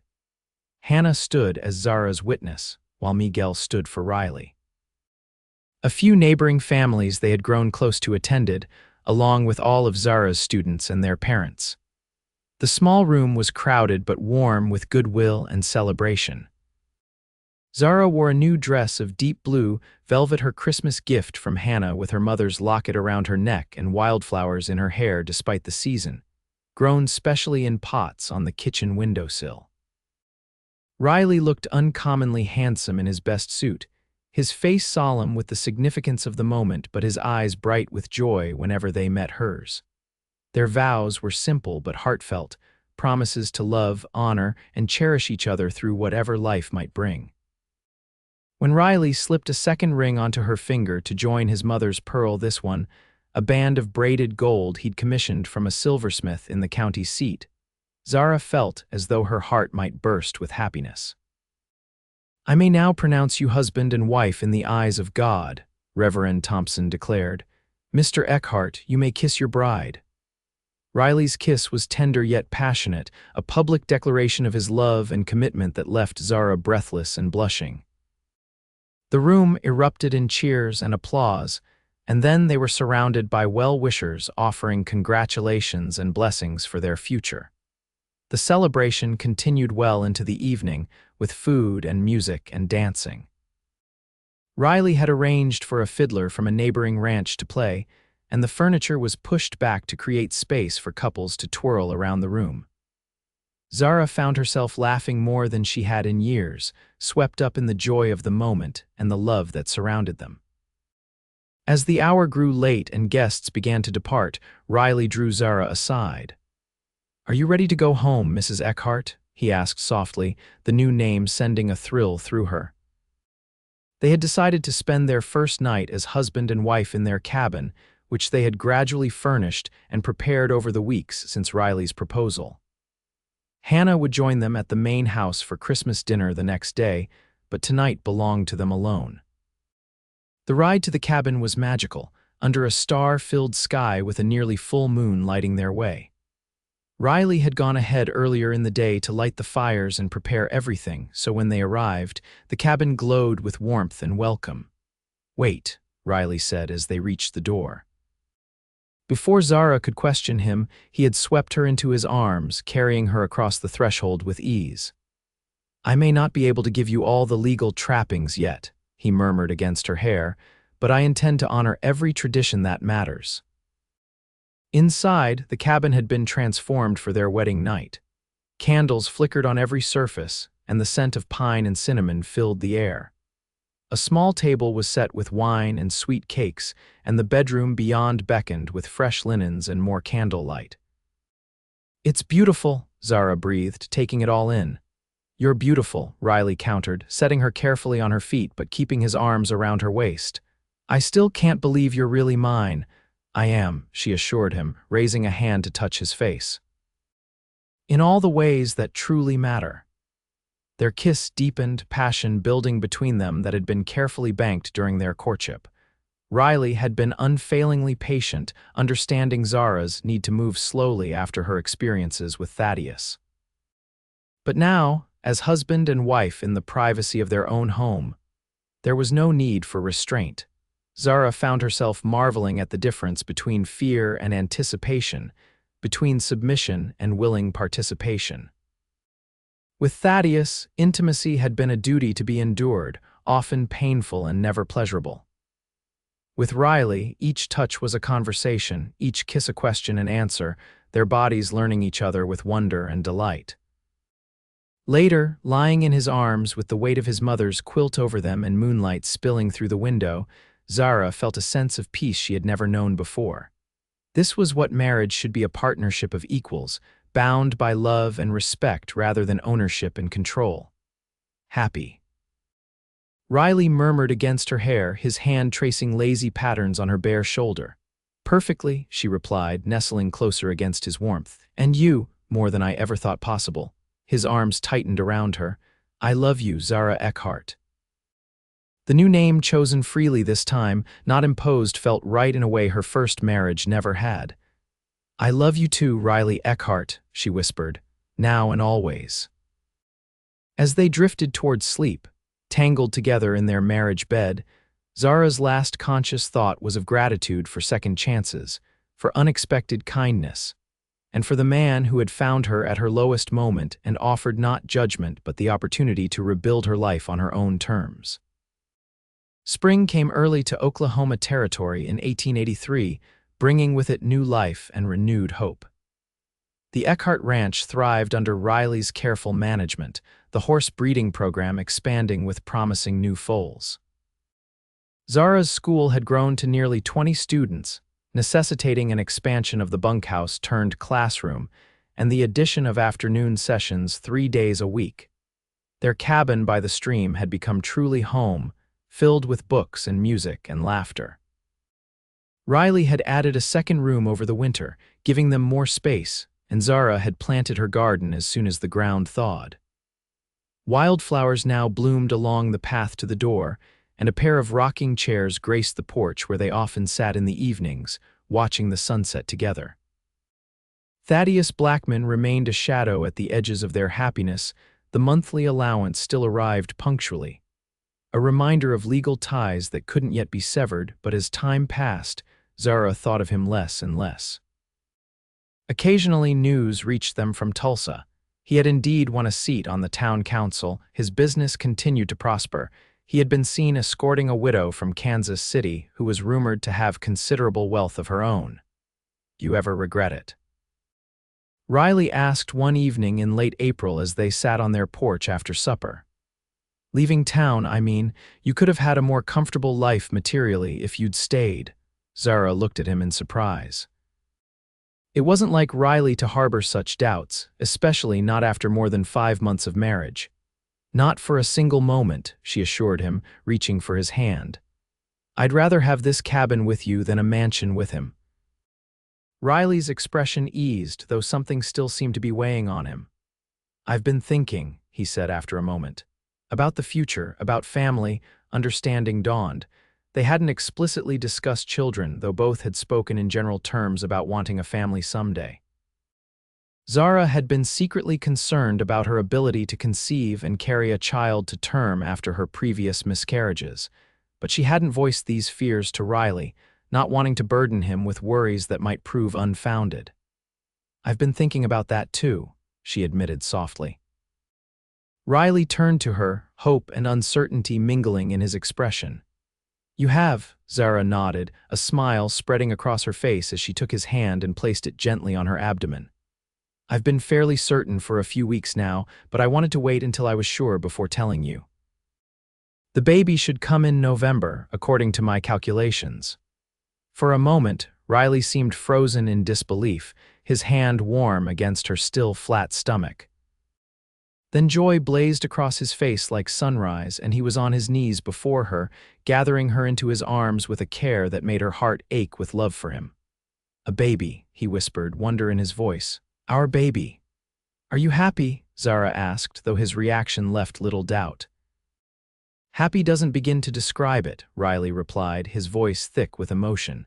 He looked up at her, sudden concern crossing his features. "But you, after what happened before, are you well? Should you be resting more? Do we need to send for a doctor?" Zara laughed gently, touched by his immediate concern for her well-being. "I'm fine, my love, better than fine. I've never been healthier or happier in my life. This pregnancy feels different, right, somehow." And it was true. Unlike her pregnancies with Thaddeus, which had been marked by constant fear and physical hardship, this baby was growing in an environment of love and safety. Zara felt strong, her body nourished by good food and rest, her spirit supported by the affection and respect she received daily. "Still, we should be careful," Riley insisted, rising to sit beside her again, his arm protective around her shoulders.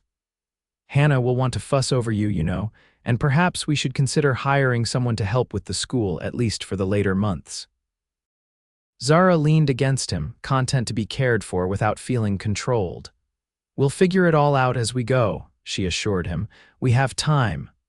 The news of the coming baby spread quickly through their small community. Hannah was ecstatic at the prospect of becoming an aunt, immediately beginning work on baby clothes and blankets. Miguel's wife, Elena, who lived in the smaller cabin near the south pasture, offered traditional herbal remedies for morning sickness and promised to be present for the birth, having helped deliver many babies during her years in Mexico and the territories. As spring gave way to summer, Zara's body changed with the seasons, her belly rounding as the baby grew. Riley watched these changes with a mixture of awe and protective tenderness, taking on extra tasks to spare her unnecessary exertion while being careful never to make her feel restricted or incapable. In July, unexpected news arrived from Tulsa. A traveling salesman passing through mentioned casually that Thaddeus Blackman had married again a wealthy widow named Margaret Holloway, who had extensive business interests of her own.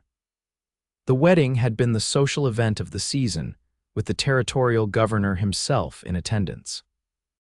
The news affected Zara in ways she hadn't anticipated. Not jealousy, she felt nothing but pity for the new Mrs. Blackman, but a complex mixture of relief and anger. Relief that Thaddeus had apparently moved on, perhaps loosening his obsessive grip on her as his property. Anger that he could simply replace her so easily, while she remained legally bound to him despite her heart and life belonging entirely to Riley. "This could work in our favor," Riley pointed out cautiously when they discussed the news that evening. "If he's bigamously married, it gives us leverage. He can hardly protest your relationship with me when he's publicly taken another wife himself." "True," Zara agreed, resting a hand on her growing belly. "But challenging him legally would mean drawing attention to our situation just when things have been peaceful, and with the baby coming." They decided to wait and observe. If Thaddeus was truly occupied with his new wife and expanded business interests, perhaps it was best to leave well enough alone for now.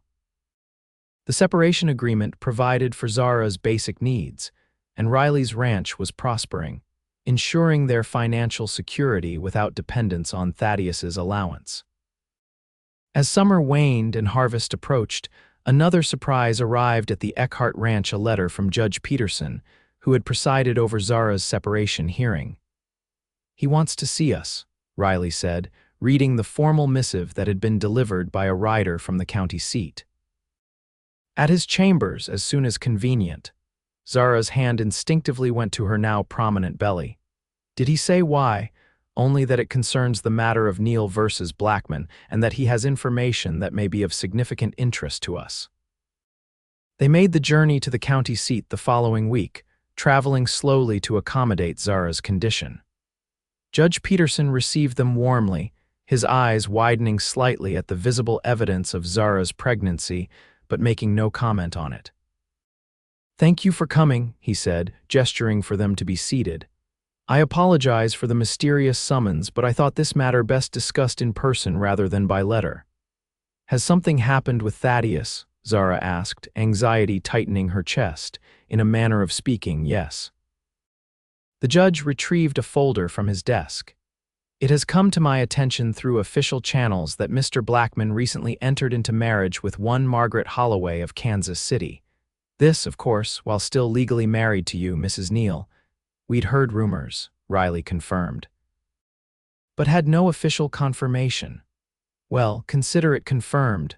Judge Peterson's expression was grave but not unkind. "Bigamy is a serious offense in this territory. Normally, I would be obligated to pursue criminal charges against Mr. Blackman." Zara exchanged a worried glance with Riley. "A public trial would bring unwanted attention to their own situation, potentially endangering their peaceful life and the coming baby. However," the judge continued, seeming to read their concerns, "there are complications. Mrs. Holloway Blackman is a woman of considerable influence. Her late husband was a close associate of the territorial governor, and her financial interests extend to several newspapers and businesses throughout the region." "I don't understand," Zara said carefully. "What does that have to do with Thaddeus's bigamy?" Judge Peterson leaned forward, lowering his voice slightly. "It means, Mrs. Neill, that there are powerful people who would prefer this situation be resolved quietly without public scandal, including, it seems, your former husband," understanding dawned. "He wants a divorce," Zara breathed. "A real legal divorce." "Precisely," the judge confirmed. "I've received a petition from Mr. Blackman's attorneys requesting dissolution of your marriage on grounds of abandonment. Normally, I would reject such a petition given the circumstances of your separation. However, this could be Zara's opportunity for true freedom," Riley finished, excitement building in his voice. "Indeed." Judge Peterson nodded approvingly. "If you were to counter-petition for divorce on grounds of cruelty, with the evidence already established during your separation hearing, I could grant a final decree within weeks, rather than the years it might otherwise take." It seemed almost too good to be true. After resigning herself to remaining legally tied to Thaddeus potentially for life, the prospect of complete legal freedom was overwhelming. "What's the catch?" Zara asked suspiciously, years with Thaddeus having taught her that opportunities rarely came without hidden costs. "The catch, as you put it, is that Mr. Blackman wishes to terminate all financial obligations to you established in the separation agreement," the judge explained. "No more monthly allowance, no potential claims on his estate or business interests in the future." Riley's hand found Zara's, squeezing gently. "We don't need his money," he said firmly. "Never did." "There's one more condition," Judge Peterson added, his expression softening slightly as he glanced at Zara's pregnant form. "Any child born to you, regardless of timing, will have no claim on the Blackman name or fortune." The implication was clear. Thaddeus was ensuring that Zara's baby with Riley could never be claimed as his own legitimate heir, even though the timing of the birth might technically allow for such an interpretation under law. "That's not a concern," Zara said firmly, her hand protectively covering her belly. This child is Riley's in every way that matters. I want no connection between my baby and Thaddeus Blackman. Judge Peterson nodded, satisfied. In that case, if you're willing to file the counter petition today, I can have this matter resolved by the end of the month. A hearing will be necessary, but given the delicate nature of the situation for all parties, I anticipate it will be brief and private. Zara looked to Riley, seeing in his eyes the same mixture of hope and caution she felt. This was everything they had wished for: true, legal freedom to be together openly, to raise their child without the shadow of her first marriage hanging over them. And yet, the suddenness of it, after months of resignation to their complicated situation, was almost disorienting. "Yes," she said finally, turning back to the judge, "I'll file the counter petition." The following weeks passed in a blur of legal proceedings and preparations. True to Judge Peterson's prediction, the final hearing was brief and private, with only the necessary legal witnesses present. Thaddeus himself did not appear, sending his attorney to represent his interests. Zara, now nearly 7 months pregnant, spoke her piece clearly and directly, reiterating the grounds for divorce without embellishment or emotion. On a crisp September morning, Judge Peterson signed the final decree, officially dissolving Zara's marriage to Thaddeus Blackman. As they left the courthouse, legal documents safely stored in Riley's pocket, Zara felt as though a weight she'd carried for so long she'd almost forgotten it was there had finally been lifted from her shoulders. "How does it feel to be truly free?" Riley asked as he helped her into the wagon for the journey home. Zara considered the question, her hand absently stroking her rounded belly where their child grew strong and active. "Strangely anticlimactic," she admitted with a small laugh. "I've felt free since Christmas Eve when I became your wife in my heart. This just makes it official on paper." Riley smiled, understanding in his eyes. "Still, it calls for celebration, I think. A new beginning, properly recognized by law as well as love." That evening, back at their cabin, they shared a quiet celebration with Hannah, Miguel and Alina and Carlos. A special dinner, a bottle of wine, just a sip for Zara, and the warm glow of friendship and family surrounded them as they toasted the future. "To new beginnings," Hannah proposed, raising her glass. "And to love that perseveres," Riley added, his eyes never leaving Zara's face. Later, as they prepared for bed, Riley surprised Zara with a small package wrapped in brown paper and tied with string. "What's this?" she asked, accepting it curiously. "Open it and see," he encouraged. Inside was a beautiful leather-bound Bible, smaller than the family Bible at the main house but exquisitely crafted. Opening the cover, Zara found an inscription in Riley's careful hand. "To Zara and Riley Eckhart, united in love before God, September 12, 1883. Beneath was space for future entries: births, baptisms, marriages, all the milestones of a family's life together. Now we can start our own family record," Riley explained as Zara traced the words with gentle fingers. "Properly and legally the Eckharts from this day forward." Tears of joy filled Zara's eyes as she leaned forward to kiss him, the baby between them kicking energetically as if in approval. "It's perfect," she whispered against his lips. "Everything is perfect." On a cold, clear night in early November, just as the first frost silvered the grass, Zara went into labor. Riley rode to fetch Alina, who arrived quickly with her basket of herbs and linens, while Hannah prepared the cabin, heating water and arranging the bedroom for the birth. The labor was long but uncomplicated, with Zara drawing strength from the supportive presence of the women and Riley's steadfast refusal to leave her side despite tradition dictating that men wait elsewhere during childbirth. "I'm not leaving you," he insisted when Alina suggested gently that he might be more comfortable in the other room. "Not unless Zara wants me to go." "Stay," Zara had gasped between contractions, gripping his hand fiercely. "Please stay." And so he did, wiping her brow with cool cloths, supporting her back when she needed to change positions, murmuring encouragement and love through the long hours as their child made its way into the world. Just before dawn, with a final, powerful push and a cry that seemed to come from the depths of her soul, Zara brought their son into the world, a robust, healthy boy with a shock of dark hair and lungs that announced his arrival with impressive vigor. "A boy," Alina announced, cleaning the infant quickly before placing him on Zara's chest. Strong and perfect, Riley stared at his son in wonder, tears streaming unashamedly down his face. "He's beautiful," he whispered, reaching out to touch the tiny hand that immediately curled around his finger with surprising strength. Like his mother, Zara couldn't take her eyes off the miracle they had created together.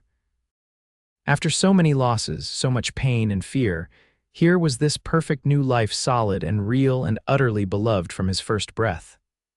"What shall we name him?"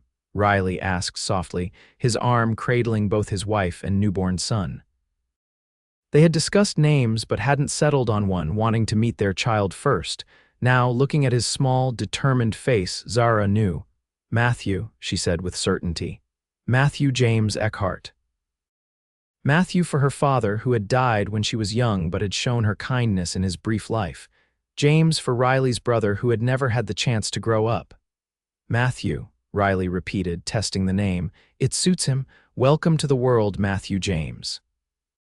As the first light of dawn filtered through the curtains, casting a golden glow over their small family, Zara felt a sense of completion she had never known was possible. This was what Thaddeus had truly taken from her during those dark years, not just physical safety or freedom, but the possibility of joy, of creating something beautiful and lasting from love freely given and received.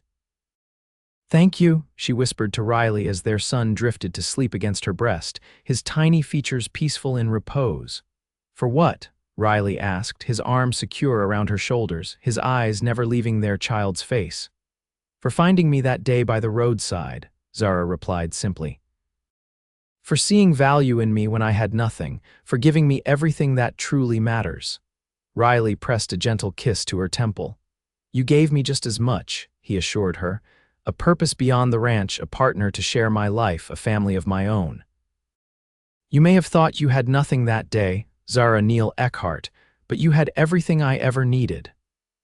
As they watched their son sleep, secure in the home they had built together both physically and emotionally, Zara reflected on the journey that had brought them to this moment.